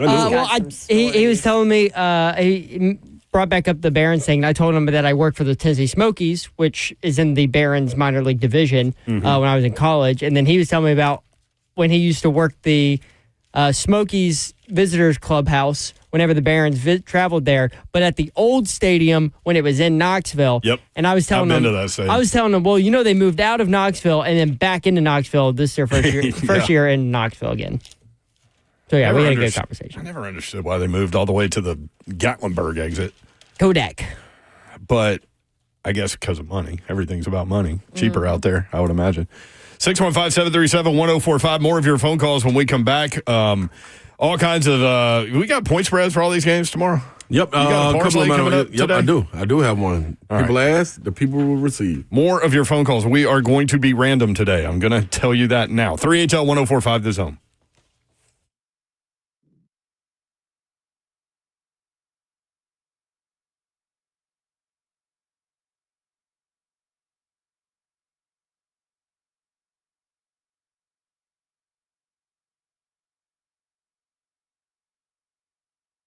All right, fellas, time to get it up.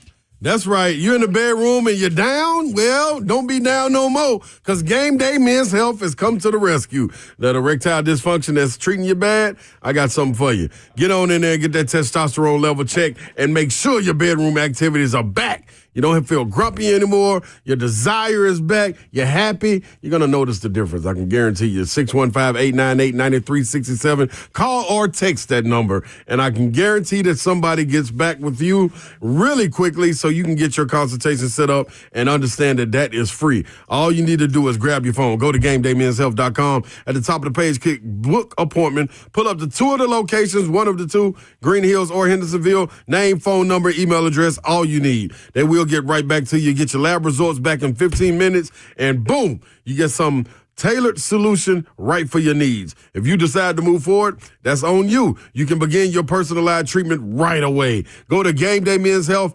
GameDayMen'sHealth.com, and get in the game.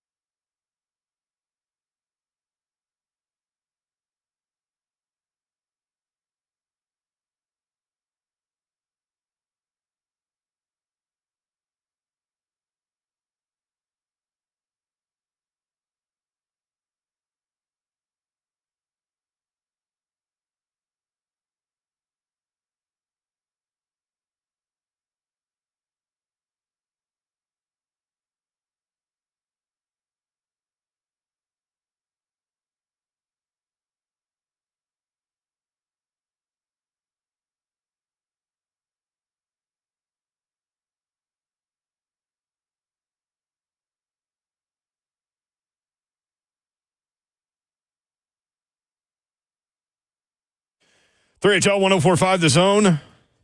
Brett Doherty, Don Davenport, and Ron Slay. Here's an incredible stat for you. Give me the stat, Euro. From the NBA. Oh. The Cleveland Cavaliers record this year entering the fourth quarter with a lead. Did you see this today? Nope. 40-0. Darn. They have not blown a fourth quarter lead all season. 40-0. That's all right, man. Them young boys been balling in the East, man. I think they number one in the East still, too. It'll be... How do you not blow one game out of 40? Yeah, in the 82-game season. Like, you ain't gonna let down none. That's tough, man. Shout out to the coach getting them young guys, man, maturing right in front of our eyes. Them in OKC. That could be... Well, nah, it ain't gonna be Boston. Cleveland ain't gonna be Boston. I had to see that. That'd be a good game, but nah. Or a good series. Yeah, a good series. I mean, yeah, Boston loaded. 615-737-1045. Steve Sarkisian says no spring game for Texas. Yeah. A lot of coaches doing this. This is going that direction. Mm-hmm. But here's the thing. The spring games, a lot of times, are for fans. I mean, what did the Vols have at their spring game last year in Neyland? I mean, it was packed. And they were still renovating it, and they still were packed, yeah. What did they have? I think they had like 60,000 or something It was a good crazy. number. This is, do you remember? I'll look up the actual number. Yeah. That's the thing. Like, a lot of those people don't get the opportunity to come to games because the ticket sales are so high. Exactly. Like, they take that as an opportunity to make sure they get a chance to see. It is for the fans. But, Matt Rule said he doesn't want to do it because it puts his players on tape and then they transfer. He said he had 8 players transfer right after the spring game last That's year. exactly what's happening, too, though. That's going to happen anyway. Yep, it's going to happen regardless. It's gonna Yeah, happen you're right. regardless. They actually only had 10,000 because it was limited because of the renovation. Because renovations were still going on at the time. But I think they had something. They had them. I've worked in Texas. I worked Sark's first Texas spring game, and that place was packed. Yeah. Now, That's a in big old 2023, they had 60,000 people. Okay. Maybe that's what I was thinking. But honestly, I mean, spring is, you're right, Slay. They get access to the guys. And honestly, it's not even like most of the teams don't even do. Right. They ain't doing nothing. It's not even a scrimmage half the time. Ain't So doing the nothing. whole putting things on tape, Matt Rule's a fool. Yeah, you walking around, man, getting the opportunity to take pictures with kids that you ain't going to get to see maybe during the year, sign autographs like that. And a lot of times I stay think with you it. pay what, like $5 or $10 if a that, ticket, yeah, and sometimes it's free. I know Right. for a long time at Auburn, spring orange and blue game, whatever, it was free. Yeah. And so that's the chance for your fans that can't afford tickets during the season to get the experience, you know? So I hate that. Yeah, I don't like that either. And you get an opportunity the older guys come back that you may have never got to meet.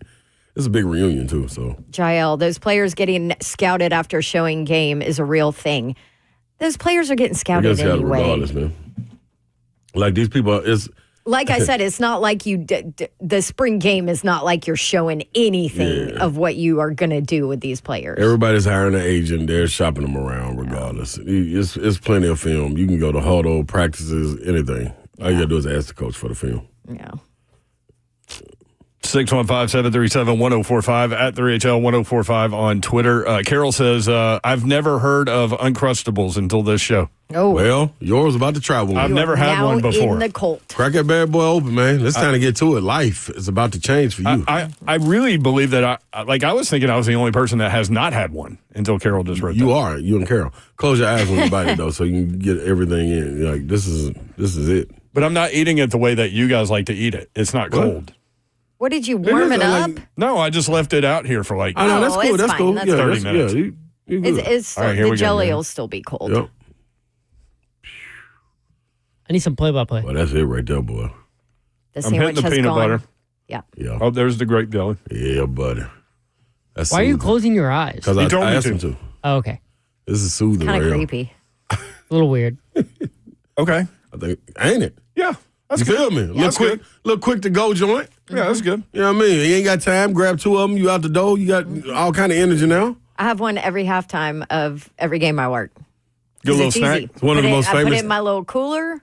Halftime, have Uncrustable. See? Good to go. Zeph also needs to learn this since we're talking about it. When you close your eyes, all of your other senses get heightened. Yeah. So, like, if you can't get something off or on or something like that. If you close your eyes, you'll be able to do it much easier. It's true. Tell us, Hitman Zeph, when have you used these other senses?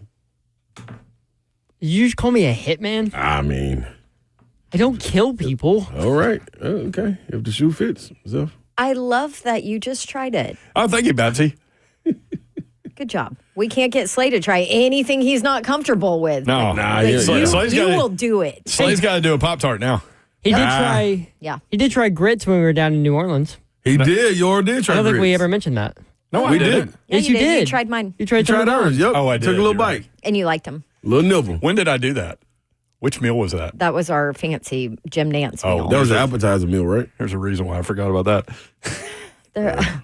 Our drink bill might have been more than our food bill. Yep. Consumed quite a bit before our food came. But that's what they want you to do. I didn't drink there. that much, They but- spread it out. It's an experience there. It's not just come in and eat, you know? Yeah, exactly. I mean, that was like a 3.5 hour Yep. meal. I didn't drink that much at that meal, but I had a Sazerac, which is a New Orleans drink. It's one of the oldest drinks in the world. That thing was strong. I sipped on that for a the while. absinthe stuff in it, didn't it? Yeah. Abstinence. What's the name of it? Absinthe. Absinthe, yeah. Abstinence is a totally different thing. Well, this show's been all over the place today, baby. Yeah, get us back. 615-737-1045. Tommy in Nashville. Tommy, what's up, man? Thanks for taking my call. Yeah, Tommy. Slay, I'm a Vol for life. I went to the Maui Classic last year, so I'm pretty keen on watching them. Love it. I think this year is kind of like last year. It just seems like we're one offensive, consistent performer away from being, really good. And I think for us to succeed down the road, I think Gainey needs to be more consistent offensively, and I definitely think Meshack needs to be more consistent offensively for us to, get the total that we need to win the game. I don't know why Meshack, he just seems like he's not confident in his ability to score, and he should be, because he can drive to the basket, he can make three-pointers, but he just seems like he wants to pass the ball more than shoot. I wanted to see what you thought about that. Thanks. Yeah, good point, man. I think when it comes to Meshack, I think a lot of that is also the coaching. The coaches know your role. Yeah, it's one of those situations, and I think you got to empower the player to be able to feel free to be able to do that. It has to be a thing where when you are shooting, when you're open and you're trying to create offense, you're not looking over your shoulder, and I think that's a lot of times what happens with. For sure, Meshack, the look over the shoulder. Also, Darlington Dubar, I think suffers from a little bit of that as well. So, and I think it would really help for Gainey to be involved that way. I think what you also got to understand too with Rick Barnes' system, a lot of times guys are getting their number called in the offense, and guys don't deviate from that.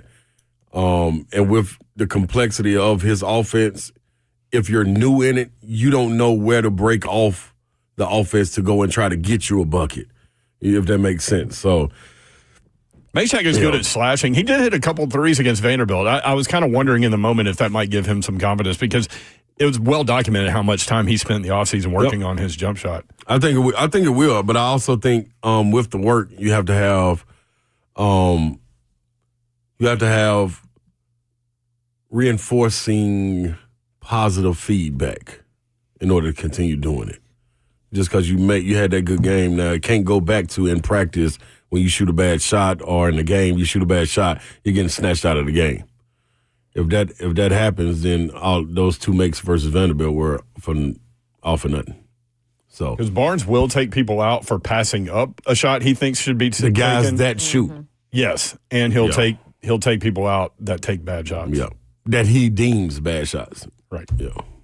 So, together, we got there. There you go. 615-737-1045. Reese and Laura up in South Central Kentucky. Oh, boy. What's going on, guys? Oh, crap. We weren't expecting to be on. Are we up against the break? Nope. Do you want me to put you back on hold, Reese? Here's Laura. Oh, I'm mad. Oh, what happened, Laura? Why are you mad, Laura? Well, I think Zeph kind of let the cat out of the bag, so to speak.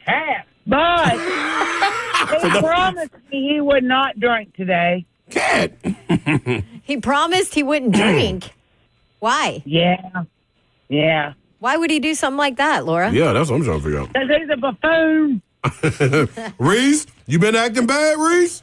Come on now, Reese. Why are you with me? No. I got a Texas State. I'm not with you. I'm with Laura, Reese. Laura still got the control. Hey, with me right now. Thank you very much. All right. So for my daughter's 16th birthday back many years ago, she's now 26.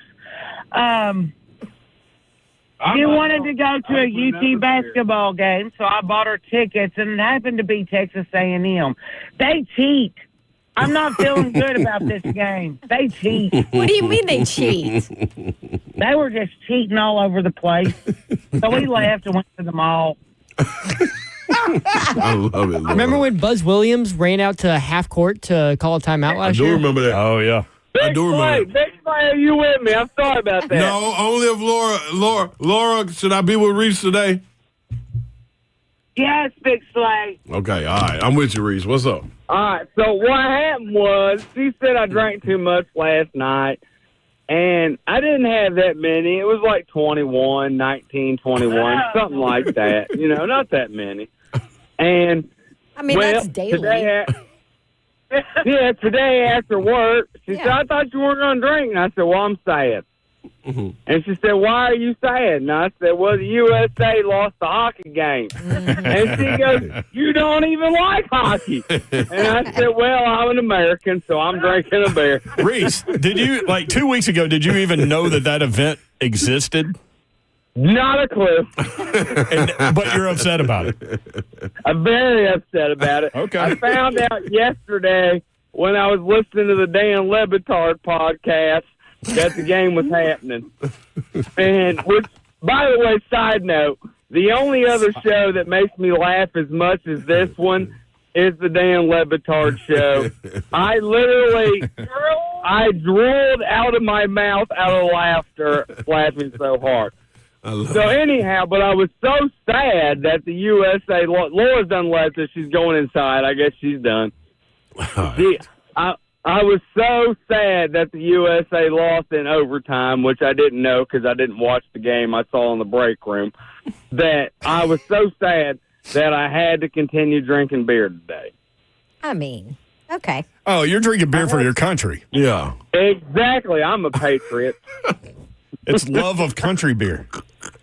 Exactly. I bought country beer. I even turned on a country music station. You all the way in it, baby. I'm dedicated, Big Slay. I'm dedicated. Now, oh, man, this is sidetracked to me here.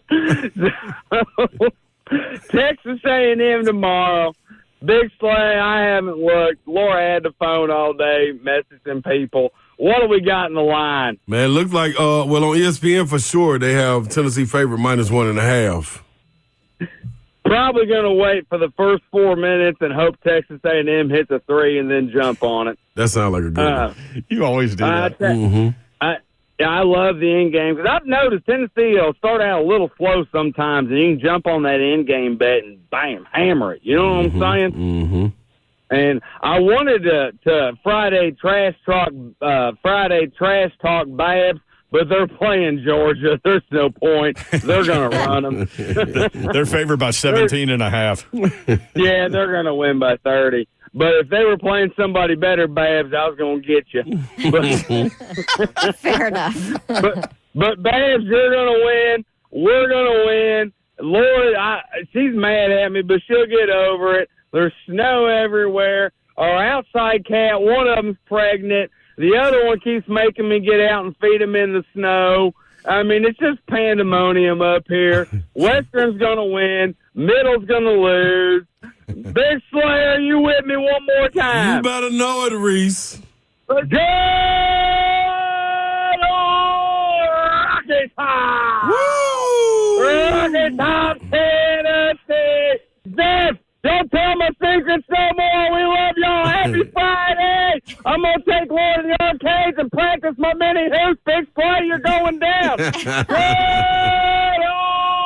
Happy Friday, Reese. There it is, Reese and Laura.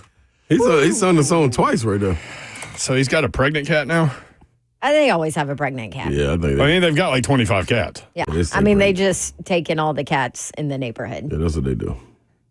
Maybe while Buck is in Indianapolis, Reese will go over there and take Buck's cats. No. Buck. Those are Buck's cats.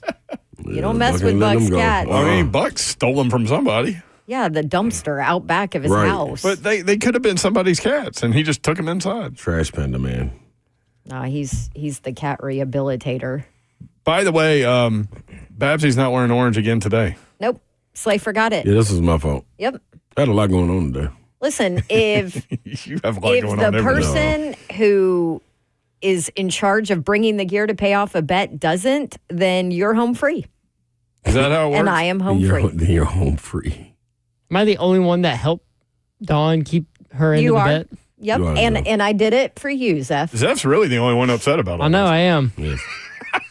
He's perturbed. And it wasn't even his thing. I know. I lost my Go Vols thing. We so I still didn't got get to see Monday Dawn. though, because remember she said You're right. I got Monday, so You got Monday. Yeah, You'll yeah. forget to. no, Zeph will remind me. Won't you, Zeph? I'm going good. to text you Sunday night, Monday morning, Monday afternoon. There you go. That's kind of where I am with this thing. I think it's Zeph's fault for not reminding you. Yeah, Whoa, Zeph, whoa, whoa, Zeph whoa, is whoa. usually What? better Oh, there than you go. Pass the accountability. That's right. Yeah. Slay's got a lot going on, man. We got a lot going on, Zeph. He needs somebody to help him. I need help, though. I also have 3 jobs. Like, come on. Oh. I mean, Carol, no wonder they drink. If I had 25 cats, I'd drink too. yeah. One beer for each cat every day. This is kind of what they do. You are right. Man, Catman do. Big Savage in the chat. If you want to talk to him, he's all the way in. Somebody said, I'm trying to find it, that they're going to Cracker Barrel this weekend. He wants Adam wants some biscuits. I will not be cooking biscuits. Wait, but are you cooking? I will be on the grill line, yes. Okay, Adam, you got to ask for him. Yeah, This is Cracker Barrel, Old Fort Parkway. Zeph will be there when? Tomorrow or Sunday? Sunday morning, 7 to 2. Sunday, 7 to 2. There you go. After 2 o'clock, I will be gone. Don't ask for me. What? What time do you get Zeph there got for your so many 7 o'clock demands. shift? 7 o'clock.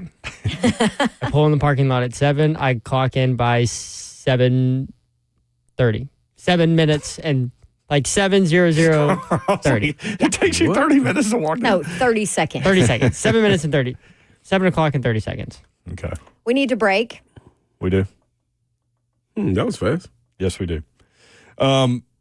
SEC basketball tomorrow. Point spreads. Got them. Next, 3HL 1045 The Zone.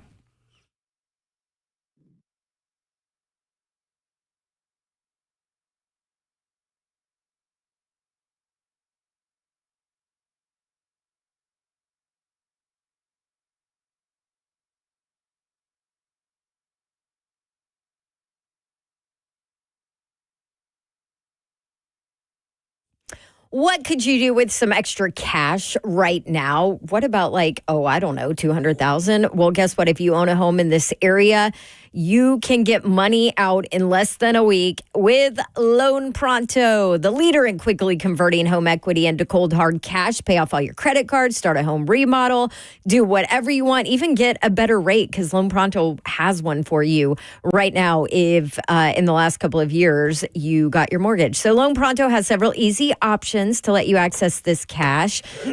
All of them virtually no paperwork, no cumbersome process, no junk fees, and usually no appraisal. When we did it, we didn't have to have an appraisal. The average homeowner now has over $300,000 in equity. That's your money. Go ahead and use it. You can get approved in as little as 1 day. Act now with no hard credit pull up front. And you can even start the process at loanpronto.com without talking to anybody. Start it there or call somebody, 615-499-5780. Get the money you need for anything. 615-499-5780, loanpronto.com. Loan Pronto, Equal Housing Lender, NMLS 1661781, subject to lender approval, NMLSconsumeraccess.org.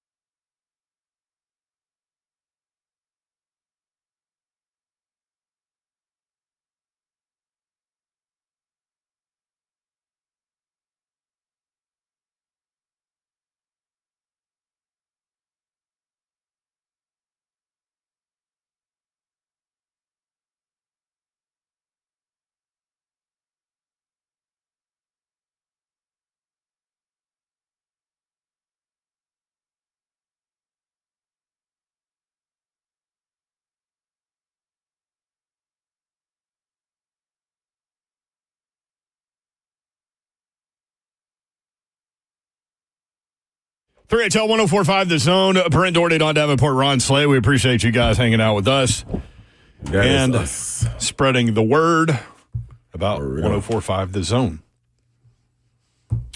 Mississippi State let me start here. Tennessee at Texas A&M, number 6 against number 7. Tennessee favored by 1.5 on the road. All right, let's get to this. Are you going to do parlay while I'm doing this? Yep. Babs not only eye rolled you, she rolled her whole head. Did she? Well, if your little head falls off, then Babsy, I won't be the one to pick it up. Wait, are you doing it right now? Yep.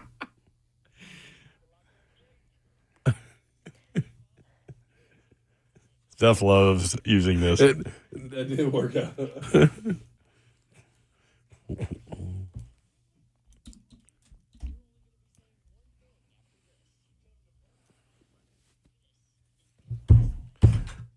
Are you going straight money line with all these? You know what, Euro? Which means winner. That's all it means. Take the point spread out. That is what that means. Dang, Babsy. Babsy likes that little beat. Sorry, I like that beat. That's a great beat. Let's see, Babsy. Let's get to it. I know you're bobbing your head. I can see it. Number 6, Tennessee at number 7, Texas A&M. Vols by 1.5. Wrong team favored? Yes. You think Texas A&M should be favored? By 1.5. Yes. I'm going to take Texas. Basically a pick 'em. I'm taking Texas A&M. Wow. I don't even know you anymore. Well, when the money's on the line. That's what Furman says. I root for green. In this situation. Now, I hope, I wouldn't be, this would be a time that I'm okay with losing my money. I'm just fine with it. Please. Some people bet that way. Why? Because then they're happy either way. What is it with A&M? They are a very good team. Well, yeah, no Shiano, Sherlock. That's what I'm saying. It's a very good Break team. it down, SEC analyst. Their defense They're really good team. they are like it's being the number 7 in the nation. That's part of it. And they're at home. 5-1 at home. Yeah, that's right. Thank you. Right. This is the thing, man. When you look at them, they play a funky style of defense. So their defense is designed for you to funnel you to the baseline every time. Like, they're not going to let you get middle. So when you have the ball on the wing, you look like you have a direct line drive to the basket to make a layup. Zone? Like a hybrid? The help side is, like a hybrid. The help side is already there waiting on you. So they're encouraging you to drive there. If you take the bait, once you drive baseline, they go with a hard trap, and they're long, athletic, and very, very active. Making you want to throw, so you have to throw it back out or do the skip pass, which means the ball is going in the air. And with them athletes, the way they get an attack, that tip ball could be a live ball turnover. They go into the other end to score easily. So that's one. They're rebounding. They're number 1 in the nation. And number 1 in the nation in offensive rebounding. No ifs, ands, or buts about it. That's huge. It's So when they shoot these wild shots, Wade Taylor shoots these crazy three-pointers, they give themselves opportunities, second chances to be able to get the board, kick it back out, and everybody knows, especially watching any Bruce Pearl games here in Tennessee, the best time to get a three-pointer is on an offensive rebound kick-out. Best time. So they have 3 hellacious rebounders in the game at all times, whether it's Pharrell Payne, Anderson Garcia, and Solomon Washington, or you mix in the big fella Harold, I was about to say Landry, but that's not it. Golly, Henry Coleman, I'm sorry. Henry Coleman, you mix Henry Coleman in there. All of these guys are super active. They defend 1 through 5. They switch all ball screens. So, and they funnel you where they want you to go. They make you take the shot that they want you to take. Now, if you make it, they're in trouble. Ain't no ifs, ands, or buts about it. They got their work cut out for them if Tennessee's making those shots that they're giving them, which will be those corner threes. Will always be there. The pull-up will always be there. Contested pull-up, though. And then you have to, you got to battle them. Rebound. The physicality, you got to rebound like that. And it's, Babsy, I mean, it is for 40 minutes. It's not they're going to play hard for 32 minutes, 33 minutes. Somebody going to take a play. They playing hard the whole time, and they got one of the unsung heroes in Pharrell Payne, the big man that's down low, and he can really add a dimension that they never had as far as inside scoring. So boom, there's the breakdown. There you go. How about that? That's exactly what I wanted. Actually, even more than I needed. Number 21, Mississippi State at Oklahoma. Oklahoma favored at home by 1.5. They desperately need a win at 3-11. So I'm feeling something tricky with this one. That is kind of tricky. It's tricky to rock around. Yeah, but I'm Mississippi State is a very tough team. They're coming off an emotional victory against Texas A&M, going on the road. Oklahoma, like you said, they're still on the bubble, and it's gotten to the point where if they can win 2 games, Oklahoma, they're getting the. I don't know, man. They're on a slide. They are, but this is what Joe Lunardi said off air. It's come to the point where we got to find 68 teams to be in the tournament. Yeah. So, I mean, it gives you, with the strength of your conference, if you can get to 5 or 6 wins, they're not going to not take credit for what they did in the non-conference schedule.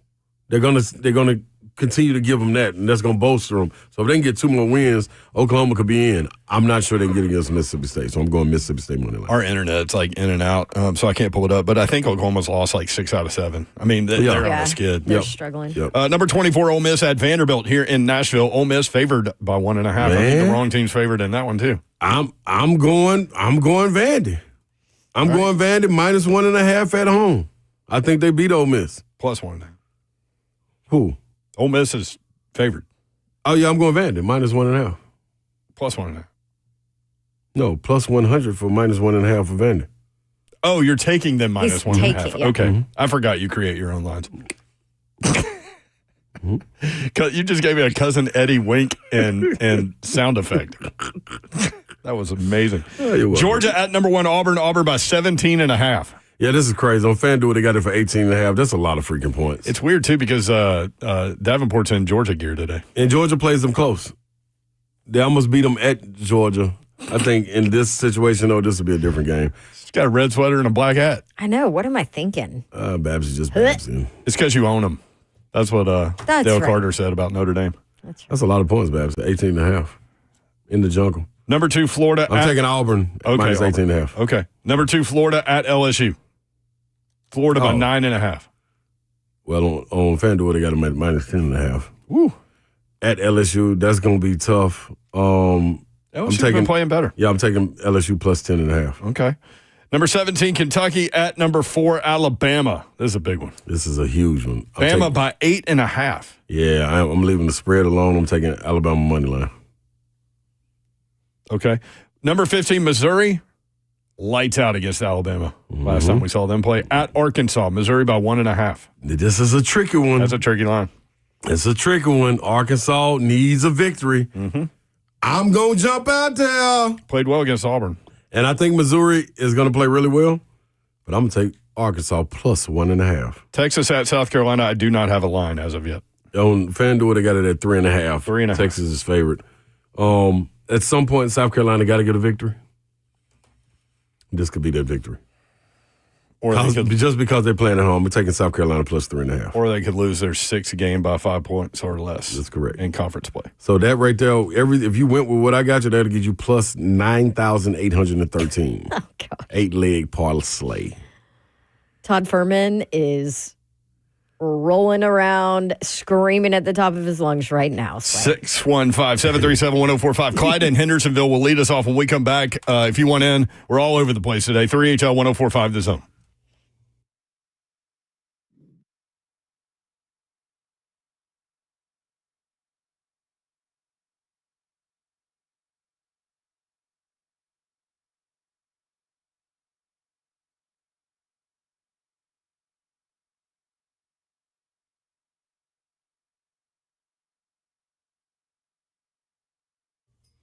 All right, y'all. KellumStemCellInstitute.com. You having some inflammation problems. You tired of popping the pills. You tired of going to the drugstore and saying like, hey, man, first of all, that's an old school word right there.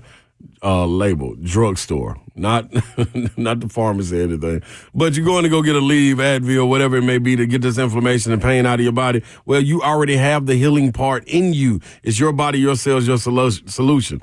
They can harvest your body's stem cells and also store them for future and continued use. And the future and continued use is what I'm doing right now. Got to meet with Dr. Kellerman to go get the little boop, boop, special sauce in my shoulder. My stem cells, get them injected and hit right there where they need to be deployed. And I promise you to be out of there. 615-850-4415. That is the number every single time when you call. Tell them Big Slay sent you. They might even get a little deal, get you in there a little quicker. But who am I to say? You got to call 615-850-4415. That is KellumStemCellInstitute.com.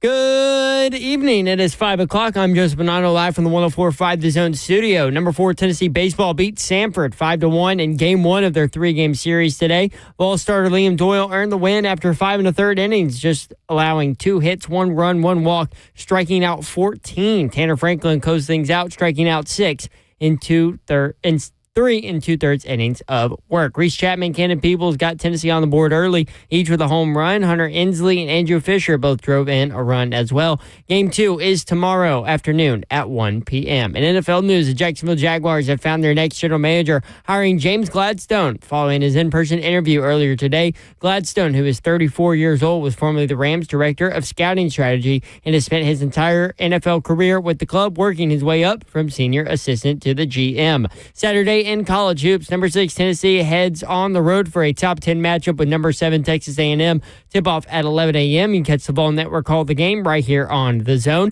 Vanderbilt hosting number 24 Ole Miss at Memorial Gym. Tip-off for that one is at 2:30 on the SEC Network. And number 4 Alabama hosting number 17 Kentucky for a top 25 matchup. Tip-off is at 5. For your foundation repair and improvement needs, you need to visit USSTN.com. Breaking news at once in your home for the Titans and Vols. This is 104.5 The Zone.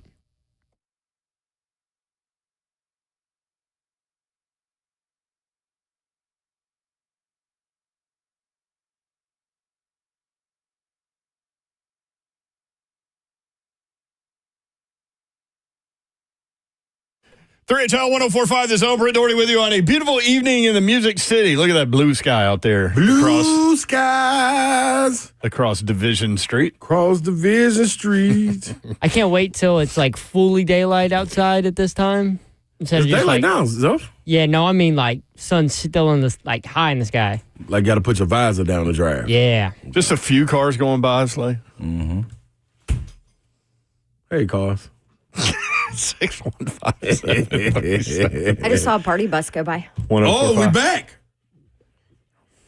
Uh-oh, Right. that let you know. Some of the Starting party back. buses now have gotten smart on like enclosing the people. I think it's just because it's cold, yo. When it's cold, they roll around. They had plastic covers. Yeah. I tried to beat you Around to that them. like that was. I'm smart. Dig it out. You Hey, go that to- was mine. I'm like Ziff. Did you go to Potbelly today? No, I was supposed to, but I thought you were taking Savage. I was. Oh, I would sidetrack me. I had to do the podcast with Sammy Kincaid today. I did the Evolve for Life podcast she does. Oh, yeah, you did it. Mm-hmm. Pretty cool. Knocked that on out. Got that out the way this morning. So Savage had already taken off. Him and Keish, they kind of left me. So okay. What a great brother and sister-in-law. Just a man Don't on the streets. stop. They just left me. Just a man on the streets. That's all. But people just left me, yo. Slay Dog is here. I'm in the building. I'm in the building. Better be ready. How about Corey when he said, I'm in the driveway, I'm in the driveway? Yeah. This came from traffic to in the driveway.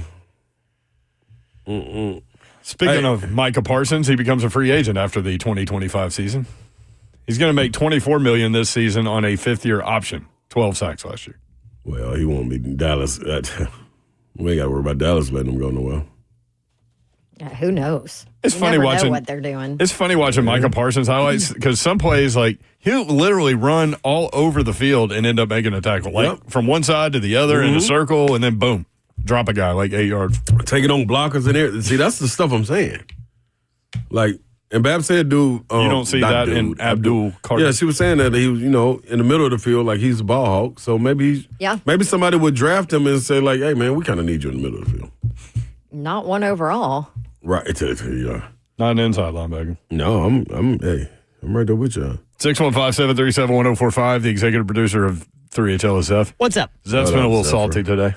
He should be. I can't wait for the weekend. What are you making at Cracker Barrel Sunday morning? I forgot. He's on the grill. Whatever the tickets tell me to make. Whatever the tickets tell Last week we sold a ton of chocolate chip pancakes. I went through 3 bags of chocolate chips. Listen, in life, Zeph, you either play the ball or the ball plays you. You sold chocolate chip pancakes? Yeah. That's sweet on sweet. I'm cool on that. I don't need I like how chocolate you chip. looked up while you were thinking about it. Like, yeah. you were really like imagining chocolate chip It's pancakes. not like, but it's not like sweet chocolate. It's like that baking chocolate. It's not like super sweet. So y'all got artificial. No, it's real. And spectacular. I don't believe It's it. not. Joe. It's not I like don't milk. believe It's it. not milk chocolate. So it ain't real chocolate. What are you talking? Yeah, it is real chocolate. That's what I'm asking you. What are you talking about? You the one telling me that it ain't real sweet. I and said it ain't- it's not Like, what chocolate ain't really sweet? Who's on first? Semi-sweet. Semi-sweet. What is a semi-sweet? They make it. Not a lot of More sugar. bitter. More bitter. Where they The at? chocolate people. I don't know. More bitter. I got Hershey peanut butter Semi-sweet, M&Ms in more here. sweet. Nothing about this is Well, because that's not partially semi-sweet. That is just straight sugar. like that. Chocolate. You just pull that out at 5:05. Yeah, I got all kind of little stuff. I was actually thinking about Babs when I was in the gas station. I said, man, that would probably be a good little snack. But I remember yesterday Babs didn't give me none of her Cheetos. So I was thinking about opening it. No. He was in my upset defense, about there was that. only like 7 in the bag. Yeah, but you brought the biggest bag, Babs. I know, but the only part that was left after Baby Babs got done with them was like 7. She put them in a Ziploc bag, right? No. That's waste. No. Did you leave your car running while you were in the gas station? No, this time I was pumping gas at the time. I do believe he has learned I did. his lesson because of Chunky Junkie. And I also had my gun on me. Okay. Yeah. FYI, don't mess with You don't Slade. leave your car running when you pump gas, do you? No, I don't. You know you can, though. You can. It's a big misconception. I don't trust people that do it. Don't trust people. I did it by accident one time, and then I was like, oh, man, I really messed up. And then I looked it up. It's not a big thing. Yeah, I still don't trust people that do it. Okay. You know who I don't trust? People that smoke at gas pumps. Yeah, no, That that's too. bad. That's awful. I mean, there's gasoline. Exactly. Dude, I was in Europe, dog. Hey, man, it was just, Did they do it over there? hell yeah. Man, that man was lighting his cigarette after he had just clicked the little fuel pump thing to get it going? Yeah, get it going. And then over there all the time, like it's full service gas stations. Yeah, that's hard to find now. Yeah, they still popping over there. So people would pull up smoking in the car. Yeah, blow the smoke out. Like, let me get 20 euro on whatever. Like Europeans, man. Hey, it was wild, boy. It's a different. I'll say this: when I first started my radio career, I was working with a guy I love, Bob Bell, and just an icon in this market. R.I.P. Bob, and shout out to his family. But we were going to Knoxville. And somebody had to use the bathroom. I don't know, me, Bill King, somebody. Yeah. And Bob pulls into the fireworks place, that used to be on like the corner. Yep. Mm-hmm. And he parks the car, doesn't go inside. I go inside, it's fireworks, we use the bathroom, whatever. Yeah. Come out, he's smoking. At the fireworks place. Right under the sign that says largest fireworks stand in Tennessee. That should have been a picture. Somebody should have took a picture of that. See, that's the wildest stuff right there. My man Bob does not give any. Hey, man, look at this. There's some wild people out here, man. Wanted porch pirate Billy Pemberton, 63, was arrested this afternoon in East Nashville on 7 counts of stealing packages. Said 63 years old? Yeah. Stealing packages? He's still getting it, man. A convicted felon was caught on neighborhood cameras swiping boxes and walking away. Look, come on, Pemberton. Why would you even do that anymore? Everybody's got a camera on their doorknob Like, what are you doing, brother? Their porch or what. Everybody's got cameras now. Have you seen those videos where it's like the delivery driver like just sets the box down and they're going to take the picture and then it'll come up, run right behind it? He's smoking, doing it. He's still in the box smoking. Let's go to Clyde in Hendersonville. Clyde, what's up? Hey, first of all, that might be Chunky Junkie's uncle out there stealing packages. That's very true. You could be right We about need a that, Chunky dog. Junkie update at some point. No, we don't. Hey, and Need that super lady. props to Zeph. Super props to Zeph there for letting me through twice in the same week. That's a big deal. Good job, Zeph. 3 real quick things. Next time you talk to Reese, you let him know 21 beers, not a big deal. That's only 3 in dog beers. There you go. That is true. I wonder what it is in cat beers. There you go.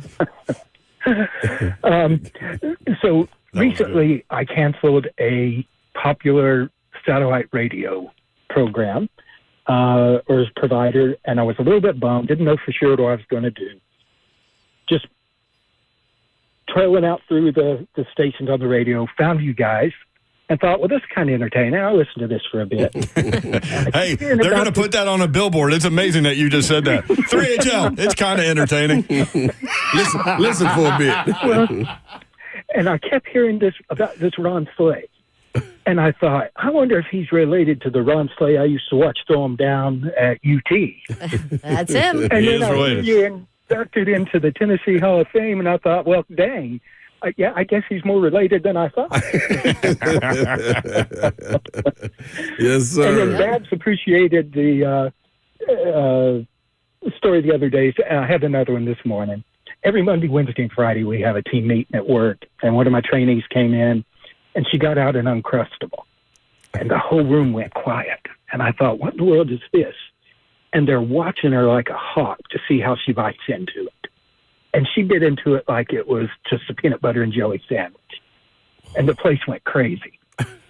And the argument broke out about the proper way to eat an Uncrustable. Oh. Do you eat it around the edges to eat the little crust part off first? Or do you just bite into it like a sandwich? Yeah.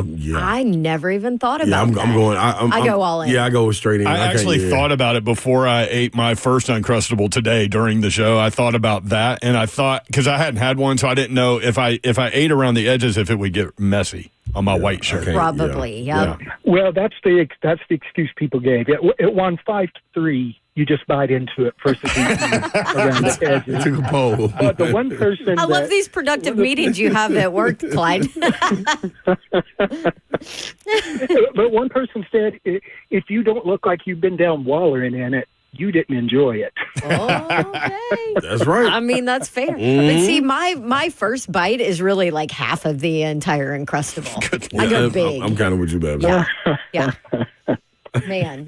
Anyway, appreciate the show. Love it. Been a loyal listener. Short time, but as soon as I found you guys, it was like coming home. Love it. Thank you, Thanks, Clyde. I Clyde. appreciate you, Good man. work. We're glad you're with us. People have been so nice today. Yes, yeah. What do you say? Kind of entertaining? Yeah. Listen I mean, for a that's bit. good. This is kind of entertaining. I mean, it's better than somebody stealing like Zuff. I mean, Zeph is on one today. So. Not you. I mean, I'm saying like somebody stealing from you, like Smiley did. Mm-hmm. Oh, I thought you said I was stealing. I was No. He's rhyming and stealing. No. You're good. You're a good guy, so. So when we come back, Rick Pitino suggested a coach that I hadn't thought about, and I guess y'all hadn't either because based on our conversation on text, but makes a really good case for someone that makes a whole lot of sense at Indiana. Mm-hmm. Hear from Rick Pitino next, 3HL 104.5 The Zone.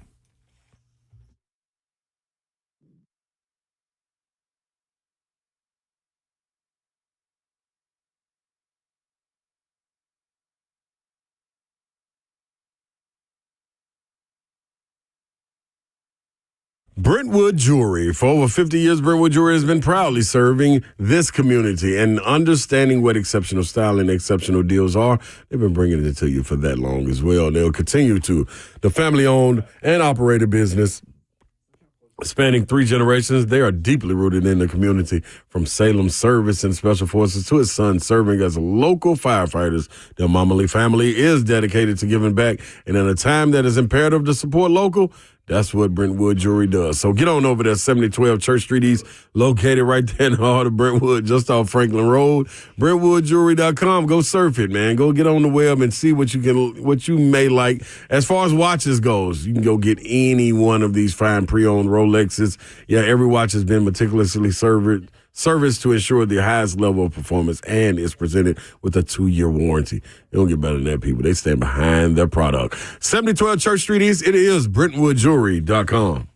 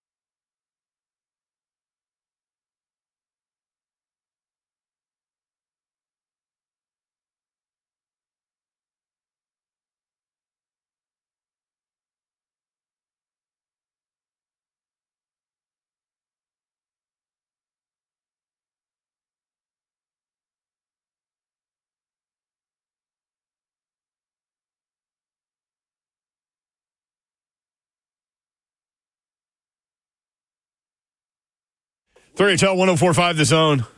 Babsy all alone. I know a lot of y'all aren't paying attention probably to the Indiana basketball coaching situation, but well, you should, because they might steal your coach. Mm-hmm. Honestly. I mean, they still got enough cachet to do that. Before they reached the deal with Mike Woodson to go, like, Bruce Pearl was the common rumor. Now, that one ain't happening. Yeah, that was a dumb one. Take that elsewhere. But this one is interesting. And I saw it just real quick about Bruce Pearl. I saw somebody, I forget who it was, I'm sorry, in the chat like an hour ago that was like, oh, yeah, when Bill Self leaves, Bruce Pearl can go there. I'm like, why does everybody want to just take Bruce? Because he's great. He's great. Yeah, maybe he's now established Auburn as one of those newer bloods, not blue blood, new blood in basketball. And he's happy to be there and stay there and win championships there. How about that? Bruce is loyal. Bruce can recruit. And he's, like you said, Babs, he turned it into a real live basketball school. Go ahead, Mayor. Sorry, I just wanted to throw that out. No, that was really good. Stay the hell away from Bruce. So Rick Pitino was doing some interview. I don't know. Do you know where it was from, Zeph? I don't know what that podcast or from where it was from. Barstool Sports with Big Cat. Oh, thank you. There you go. Oh, sorry, Big Cat. Props to Big We Cat. should have known that. So anyway, Rick Pitino, they started talking about the Indiana gig, and he had an interesting option that I hadn't thought about, but makes complete sense, and we all kind of agreed on that. Check it. It's thrown out there. Can I give you my pick? Yeah. Okay. So I'm going to have some people upset at me.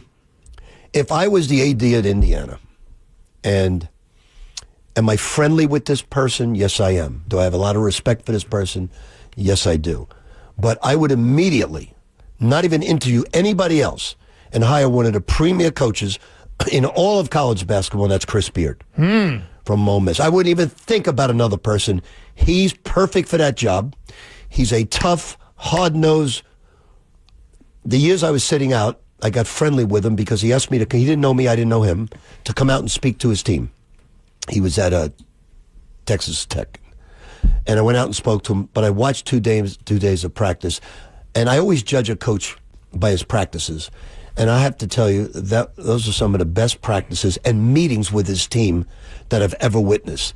So now I am a gigantic fan of Chris Beard, and I think he would kill it at Indiana. He'd have him in the top 5 to 7 every single year. Remember, he brought Texas Tech to the championship game and could have won it if that young man didn't hit that from Virginia, that corner shot, great shot that he did hit. So he's a superstar, top 3 coach in my estimation. So I immediately thought about a conversation that we had with you after we were at the SEC tournament and you went and watched Chris Beard coach in practice. And you said some of the same things. Yep. He's that guy. He's built for it. He can carry that program back. I would be willing to bet on him. He can carry that program back to the prominence where they are relevant again in basketball world. They should be. Yeah. He can recruit his butt off. He's going to get the best out of his guys. He's going to max out the talent level. And I also think that Ole Miss is just a checkpoint. Stopping with a checkpoint. Yeah, that's good. Yeah, checkpoint for him. Just like Texas was I think he would have stayed at Texas. It's big enough, and they were going to give him pour enough money into it. They wanted that foundation to build up, you know what I'm saying, after Rick, you know what I mean? So you see that by what they did with the Moody Center. Ole Miss, no knocks in them, just not sure they, basketball-wise, are ready to pour into what he's trying to go get, and that's national championship level play. So you think he would be interested? I absolutely think I think he would have to be, right? I think so. And nothing against Ole Miss. I just, Indiana basketball, you want to talk about blue blood. Yeah. I wonder. It's just different. When talking about, so Indiana, on the flip side of that, North Carolina, where they go outside the family. Right. You were just talking about this. They typically don't. They don't. Like, ever. Seems like it's about that time. I don't know who else is on that coaching tree. I know that tree is never ending, but. Yeah. Lady Vols finally did. Boy, they put one on Alabama a little bit in the second half last night. Another top 20 win, another quad 1 win for Kim Caldwell. Currently, before that win, they were a 4 seed projected. Yeah. I was gossiping with CeeLo. CeeLo brought up Dennis Gates. Dennis Gates? Missouri's coach. Okay, I was going to text you because I know Missouri people are like, don't steal our coach. I just had a conversation we did yesterday with David Nail, our buddy. Is that what he said? Big Missouri guy. He's scared that somebody's going to come get Dennis Gates. Okay, but be Indiana too. Let me ask you this though. For Tennessee fans, let me give you this. Indiana basketball is how Vols fans were for their football hiring probably 3 or 4 years ago, right? During the groomers and all that. Like everybody, Tennessee fans thought, okay, we're this massive, phenomenal program and it should be easy to get the biggest name out there. That's how IU alums and fans look at basketball because they are the blue blood, right? And so is that a name that's sexy enough? I mean, you can look at what he's done and clearly you've said it, he's a dang good coach, right? Coach. But is that name sexy enough for that position? My thing is now, outside of a guy like Chris Beard, Rick Pitino, I mean, Chris Beard is a big enough Bill name. Self. Like it's not many big names out there. Everybody's kind of new and fresh because all of the old have kind of moved out. You know what I'm saying? Yeah. And I tell you what, whenever Rick Barnes doing, it's gonna be Bruce Pearl of Tennessee. No, I'll take Dennis Gates up there too. Oh yeah, I'm telling you, man. Like you got to think the style that they play, Missouri plays, like they're at least top 5 in the nation as far as 3-pointers. So the winless season, 6 or 7 a game. The winless season last year didn't affect him. In that world. No, but I think even more so because he didn't make excuses. Like all the injuries that he had on his roster, like he never stood out front and was like, man, if we had such and such, or this guy didn't get injured, or we didn't lose such and such to the draft. He never made excuses. The same way he's standing on the sidelines now is the exact same way he was standing when he was going 0 for 18. And that's crazy. You know what I'm saying? And it's a reflection to his team. Like, them dudes, man, if you talk to them guys, man, they buy in like them people. I've never seen nobody coach for him. They play hard. Man, and they love him. They're tight, yeah. Like, love him. That's tough to do coming out of the transfer portal, NIL, like where kids can boat at any moment. Like, it's tough, man. So you've got SEC Network responsibilities tomorrow? Yes, I do. Yes, I do. You going to be on the desk? I'll be on the desk. This will be my last Saturday in studio, man. This will be the last sleigh ride, dog. Wow. I know. It came real quick, didn't it? Pete Thamel tweeted out today about Tennessee and Nebraska. Sources, Tennessee and Nebraska are canceling their upcoming football series, which was scheduled for 2026 in Lincoln and 2027 in Knoxville. We were just talking with the boys guys about that. Oops. A driver of the move was Nebraska wanting 8 home games in 2027 when they expected reduced stadium capacity because of renovations. Tennessee AD Danny White tweeted, making sure to set the record straight. He quote tweeted, saying, "Correction, Tennessee is not canceling this series. Nebraska did. We are very disappointed that they didn't want to play these games, especially this close to 2026, meaning it's going to be a challenge to find opponents for him." For Tennessee. Nebraska will add home games, so they cancel out the Tennessee at home and away. And they bring in Bowling Green in 2026 and Miami of Ohio and Northern Iowa in 2027. Soft. Everybody's going to start doing that. Soft. Also, Alex Golish also quote tweeted Danny White and said, we've got some room available. Hey, former come on, Will Compton. I was going to say. Will Compton, get your boys together, dog. Boys backing out, scared of a little smoke. Interesting. I mean, it doesn't benefit you to, you can make the argument it doesn't benefit you to play tough opponents. Hey, we want the big dogs. We ain't backing out from the big dogs. Everybody is starting to kind of go that way because of the playoff. Playoff. Aaron Schatz wrote for ESPN.com. We had him on at the Super Bowl, Radio Row. Bold moves in free agency, draft for all 32 teams. His headline for the Titans is, do not select a quarterback at number 1. That's a bold move?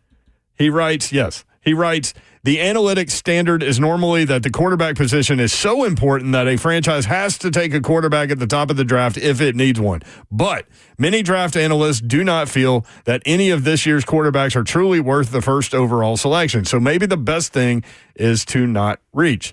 The AFC is currently loaded, and the Titans shouldn't use the number 1 pick on a middle-of-the-pack quarterback. The Titans should draft edge rusher Abdul Carter or cornerback/wide receiver Travis Hunter instead of forcing a competitive window where one does not exist. They can be satisfied with Will Levis while trying to build the rest of the team for when a top quarterback is finally available. The Titans have already suggested they are thinking this way, with team president Chad Brinker's comment that the Titans will not pass on a generational talent in the draft. Is Abdul Carter a generational talent? Number one, I think that quote was taken way out of context. Yeah, I'm cool. A generational talent is what their scouting department thinks is a generational talent. Right, and consider this. When he said that on Ramon, Kayla, and Will, he had been GM for one day. Yeah. There's no way they had a meeting and decided which player they were taking, and then I'm going to say generational talent because we're taking Travis Hunter or whatever it is.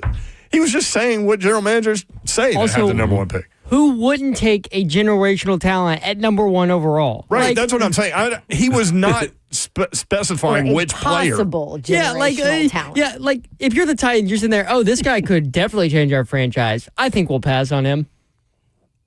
Like, why are people reading into that? It makes no sense. I agree. He was not talking about a specific player. He wasn't. Listen, their scouting department, their GM, their coach, they might think Cam Ward is a generational talent. Good. They might think Abdul Carter is. I think he made that comment, and then they're going to try to figure out who the generational talent is. Yeah, correct. And then take them or trade back if they don't find one. Agreed. So, anyway, what up, Shots? He was a nice guy. Oh, no, real cool. Real cool. Shots fired, though. I don't like his take. That's what his column should be called. Shots fired. Yeah, so it should. That would be good. Huh. I don't like his take. Yeah, I mean, I don't either. Also, I don't agree. Read his part again about the quarterbacks. The quarterbacks, plural, but read it. Okay, Babs. Sorry. La-di-da-di-da. Here it is. And I'm going to explain my issue. Okay. The analytics standard is normally that the quarterback position is so important that a franchise has to take a quarterback at the top of the draft if it needs one. But many draft analysts do not feel that any of this year's quarterbacks are truly worth the first overall selection, so maybe the best thing is to not reach. Okay. I think that Cam Ward is worthy of that. I don't think any of the other quarterbacks are. He's saying draft analysts don't say any of them are. But I think one of the problems I have with this year's draft talk about the quarterback class is because everybody's grouping them all together. All you need is one, and you're the very first one. But everyone's saying, oh, but it's a weak quarterback class. It's a weak quarterback class. Yes, it is a weak quarterback class, but there is, I think, one guy that is not a weak quarterback. Do you see what I mean? Like everybody, I feel like, just keeps bringing up the weak quarterback class. I mean, draft analysts that I have looked at scouring stuff about Cam Ward have him as a top 7 pick. Maybe not 1 overall, but certainly top 7. You're not that far off. You're talking about from an analyst standpoint, right? Where did they have Jaden Daniels last year? I think that same. Right, right. I think that Cam Ward has a chance to be that guy that turns somebody around immediately. He has the traits. He's got a chance to be that guy. Right. So I think where I get annoyed, I mean, the list you get is annoyed long. by a lot of things. Pretty easily. But where I get annoyed is that everybody wants to group all these quarterbacks all together saying, oh, it's such a weak class, Well, when you're picking 1 overall and you need a quarterback, all you need is the top 1. Yeah, so the rest of the class might be garbage. Who cares? But who cares? It doesn't matter because all you need is the top 1. Yeah, you so got your guy. Cam Ward overall number 1, then the second round pick, offensive tackle. Yes. And go from there.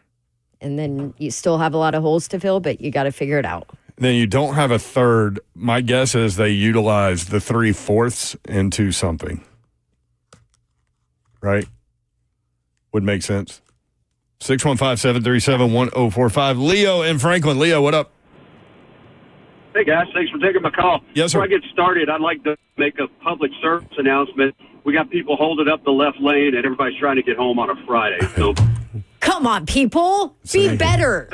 Dawn says she gets annoyed easily. There you go. See, it drives me nuts. Leo, you know what? Hey, everybody, PSA, do better. If you're not passing somebody, get the hell out of the left lane. Leo, we had an Uber driver that was in the left lane. I mean, going like 15 miles under the speed limit. Leo, Cops I with almost sirens. lost it. Cops with sirens on, like you're supposed to get over. This guy was like, I can't get over. I'm not getting over. Blah, blah, blah.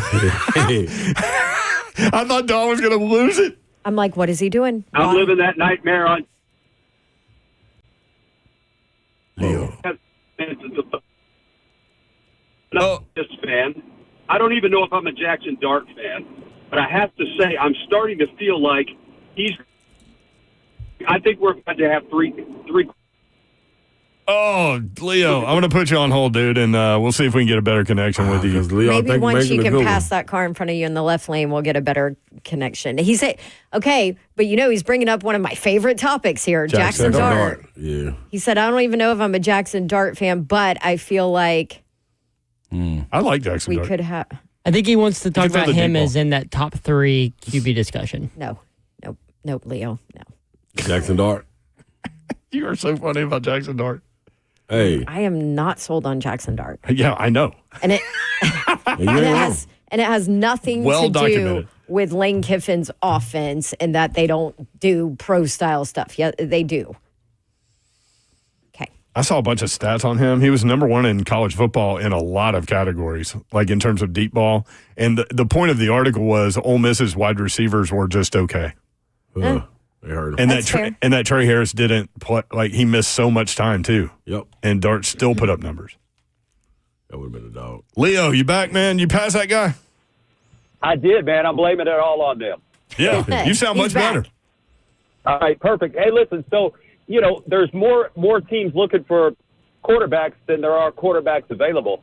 And I'm not a Dart fan, and I'm not even sure I think he will be a good NFL quarterback. But it starts to feel like he's going to be less of a late first-round guy and maybe more middle or maybe even more than that because, how quarterbacks are overvalued, and everybody's desperate for one. And I will say this, he played big in some big games in the SEC, and I think that tape and the things that he's done, I feel like his pro day, I feel like he's gonna catch someone's eye, and he's going to be more of the conversation. I feel like, there's just too much there and too much need. And I know you've said some things about him before, and I think I'm agreeing with that because I can kind of see that too. Babs does not, but I could see him being one of the guys that like everybody starts to jump on and pushes into the first round. Although the pushback there is, what was it, the Kenny Pickett draft where he was the only quarterback in the first round? And I mean, he hadn't worked out either. So small hands. There are drafts where there aren't good quarterbacks in the draft. So we'll see. I look at him versus the guy we have with the Titans right now. Is his resume not better than Will Levis's resume? It was. Sorry, Leo.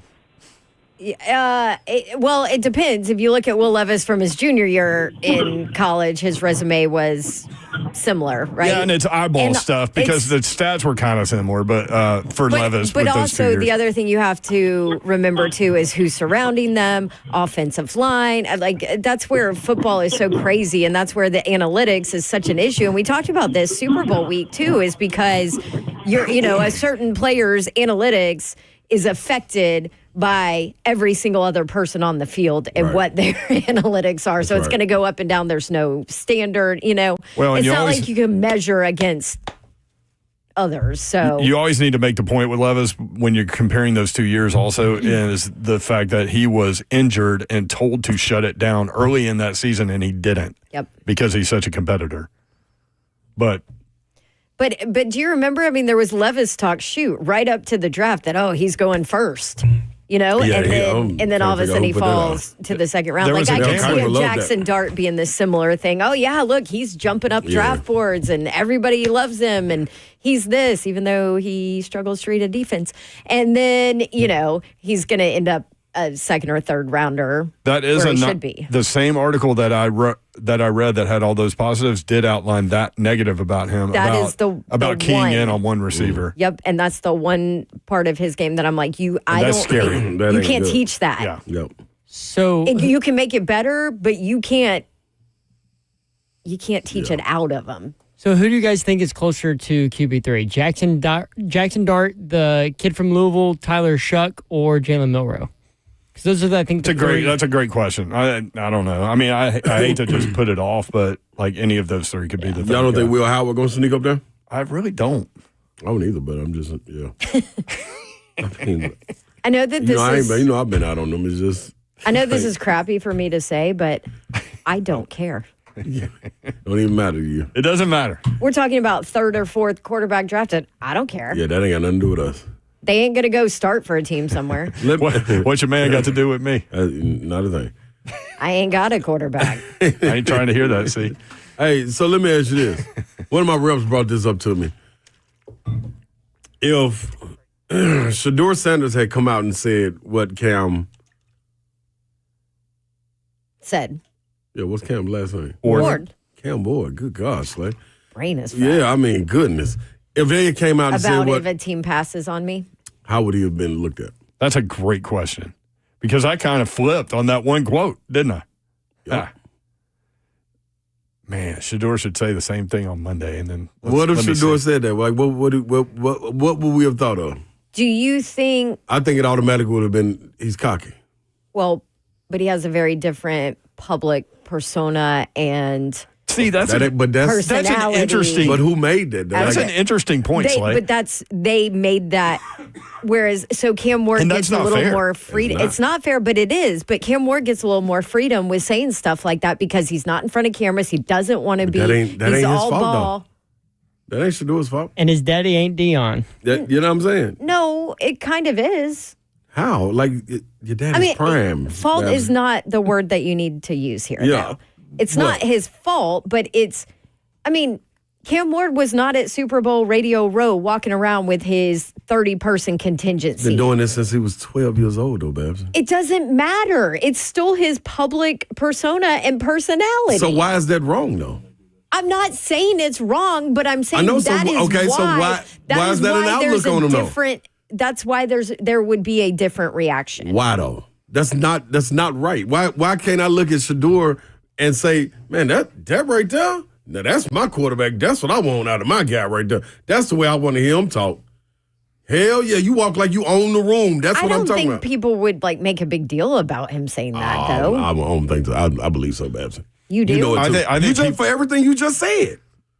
You know they would. But what I'm saying is if you are that public person that's always talking to cameras, that has a brand new song and a music video and what does it have to do with his play? Has he not backed it up? No, but you're not talking about his play. You're talking about him. That's what he said, and how people would take it. Yes, that's it. You're but not all of that goes into it. Play. We're not talking. We have to because that's him. That's Ian. That's him. But Shedeur that's in him. And Cam are the same when How it comes to would you feel if he play. said that? You would think you would be like, I like that right there. That's my quarterback. I wouldn't. But see, I didn't really think twice about it with Cam though. It didn't move me, but I've been on Cam for a long time. Right. So I think it would have moved. I think it would have moved. I think it would have moved people. I'm not the person to ask. It would have moved me. I think it would have moved people, and I think it would have moved them away from him too. I think the unfair part though is that I think people generalize him as Deion's son, and then frame some sort of image of Shedeur right. that isn't really him. If you dive I into, think that's true. If you dive into him, he's much different than his dad. Yeah, there's no question. And his dad is much different now than he was when he was The one that doesn't play is the one that's just like Deion. Shiloh. No, Deion Sanders Jr. The one that's always got the camera and got the record label and all. Yeah. That's prime time right there. Yeah. Shedeur's a football player. Shiloh just ain't got the gift. Right. You know what I'm saying? Like this is Shiloh's not at the combine. Yeah, this is him. He wasn't invited. Right. Yeah. Who knows if Shedeur would even have been cool with all of the following him around. That's built up. Man, Deion Sanders Jr. is right there. Okay. He right there with his dad. Like even when Prime put stuff out, Prime would be like, man, my son Deion Jr. Man, he the one made this all happen. Like this ain't even me. But this is the way of the world now. This is it. This is what you got. Now, I'll also say this, like throughout his life, he's probably had opportunities and things that he's gotten to do because of who he is too. Who? Shedeur. Well, so I'm like, you're saying, it's not as but that's what I was going to say. Now, this is what I'm saying. Like his play, he done backed up everything he done too. Like if you go look at this man, obviously, look at the they're film not that they got about him as a first round draft pick just because he's exactly. Deion's son. No, not the first round, number one. But this is the thing. When you go look at him and Cam side by side in this little drill, I think they put out like 3 minutes of them throwing the ball.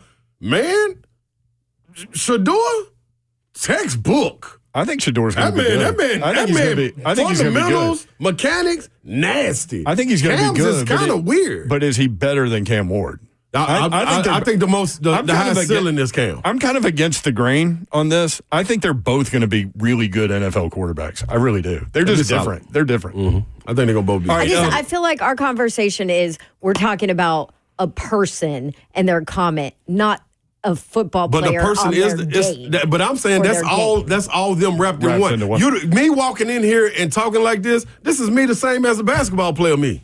That's what I'm saying. You're not finna. I don't turn it off once I walk away from the game. It's still me. I know. You know what I'm saying? But that's what I'm saying. You're also talking about two very different personalities in human beings. Yeah. So people are going to react to them different. But so why is it negative coming from Shedeur though? Also, the bar has been set as to what these guys kind of are away from the field. And so like if Shedeur says that, it kind of goes against the grain of what you think he is. So it's maybe a record scratch for you. Not for me. I'm just saying, like you're asking people in general. Yeah. Because it would draw me closer to Shedeur if he said something like that personally. But I just think of it. That was an interesting little. It is, yeah. I don't know how much time we'll have when we come back, but that's what I was going to ask you earlier. Continue this. You should have asked it earlier. Stay tuned though, because we had a couple of callers that said a couple of really funny things. We'll play those for you when we go back. 3HL 1045 The Zone.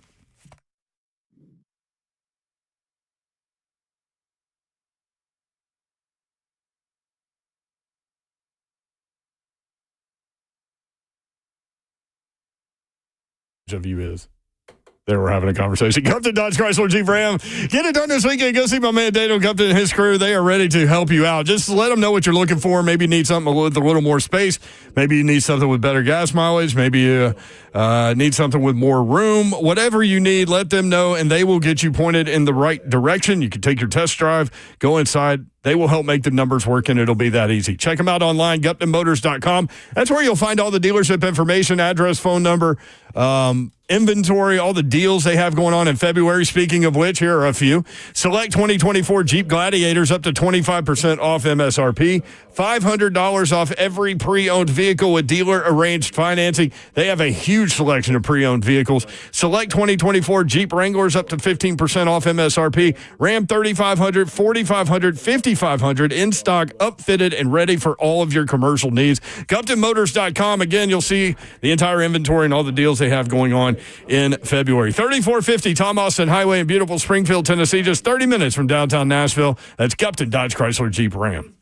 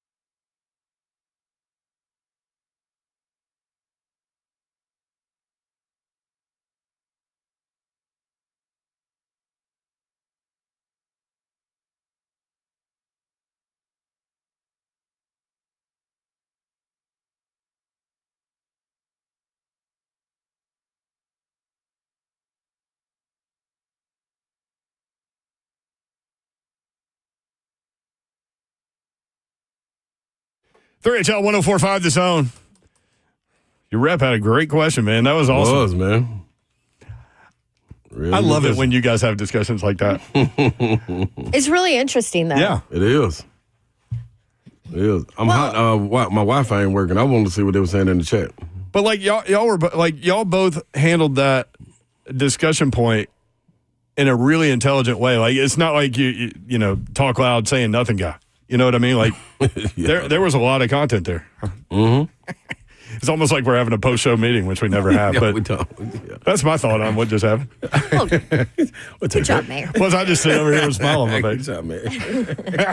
Wild day on the phones today, man. Hey, live on the phones Listen, today. Big Skinny was all in on Tennessee beating Texas A&M tomorrow. And then he said, it's the first time he ever called the show. And it's almost like you jump into this luxurious pool for the first time, and you're like, man, I ain't coming out. Yeah. So he just kept going. Yeah. Hey, while I'm on here, it's my first time getting a call in. I got a big Kentucky fan that I'm going to see in a little bit. And I'm going to walk into the club, and I want to let him know. I know he's listening. I'm going to throat punch him just because he likes to. But anyway. Dude, I thought he called back in. I didn't even know he was self-recorded that. We do not condone throat punching. Hey, man, that was pretty good. But the funny part to me about that call was he was headed to the club at 3:38 in the afternoon. And his boy know who he is. Oh, yeah. He's on the way come hang out with. Do you think he throat punched him? No, he probably was like this when he saw him. So he couldn't hit his throat. Hopefully he was listening. Throat punch is the worst. Oh, my gosh. Yeah, that's a tough spot. It's funny. I right after that, I said, there's only one person where I hear them say that phrase a lot. And it's Becky in sales downstairs. She said, she says, I'm going to throat punch you all the time to people. And so 5 minutes later, she sent me a meme of a throat punch. I'm not kidding you. I haven't showed you all this. 10 minutes later, one of her clients, Tim, love Tim. Tim Pitts sent me the same meme and said, this is Becky. Yeah. The Everybody same knows. exact meme. Everybody knows if you know There Becky. you go. You're getting throat punched at some point. Corey also called in, who was groundskeeper for a lot of teams. Nashville Sounds over at Greer Stadium being one. Clubhouse manager. Clubhouse manager. Yes, sorry. Clubhouse manager. And he said, among other things, this. Yeah, well, you'll have to bring me in and sit me down in that little story time you were talking about trying somebody out. Cause I can dominate a mic. I can do that. I can do that. Yes, you can, Corey. You got to hold it down, bro. I can dominate a mic. And listen, man, I ain't doubting him. No. Corey have a good time. Corey had a great phone call. Yeah, maybe the phone to call be of in the his week. ear and say break a lot. Yeah. Big Saturday in college basketball tomorrow. It is, baby. We're getting flying down out to the tonight? nitty-gritty. I am flying out tonight. 7:20. I'm out of this thing. By the way, Lipscomb won last night at Allen Arena. They beat who did they beat? Florida Gulf Coast? No, North Alabama. They beat North Alabama. They are tied for first in the A-Sun now. There you go. Bisons play at Austin Peay Monday night at 6 o'clock. By the way, Chris Lowe has a great long-form piece on Austin Peay guard Hansel Emmanuel. So good. He plays for the Governors, has one arm. Hansel. And sounds like an Search it out. amazing human being. Yeah. We need to get him on. MTSU, 5 games left, 1.5 back in Conference USA. They host Sam Houston State tomorrow at 2. TSU's won 8 out of 10. They play at Tennessee Tech tomorrow at 1. Belmont in 4th in the Missouri Valley Conference, 4 games back. The Bruins host Indiana State tomorrow at 5. And Athletes Unlimited back at it Sunday at Municipal Auditorium with 2 more games, 4:30 and 7. Babs, you going to be there? I will be working the sidelines. Come see me. It's a really cool event if you're looking for something to do. It's good, good with women's the kiddos. basketball. Yep. Yes, it is. Have a great weekend. We appreciate you guys for sure. Your family to us. This is a community, 3HL. Absolutely. We appreciate you including us in your day. We do not take that for granted, nor do we take that lightly. Have a great night. Good night. God bless. See ya. Wouldn't want to be unless you were getting a shout out to Tony Vitello, fastest coach to 300 wins. Woo! Let's go, Tony Balls. V.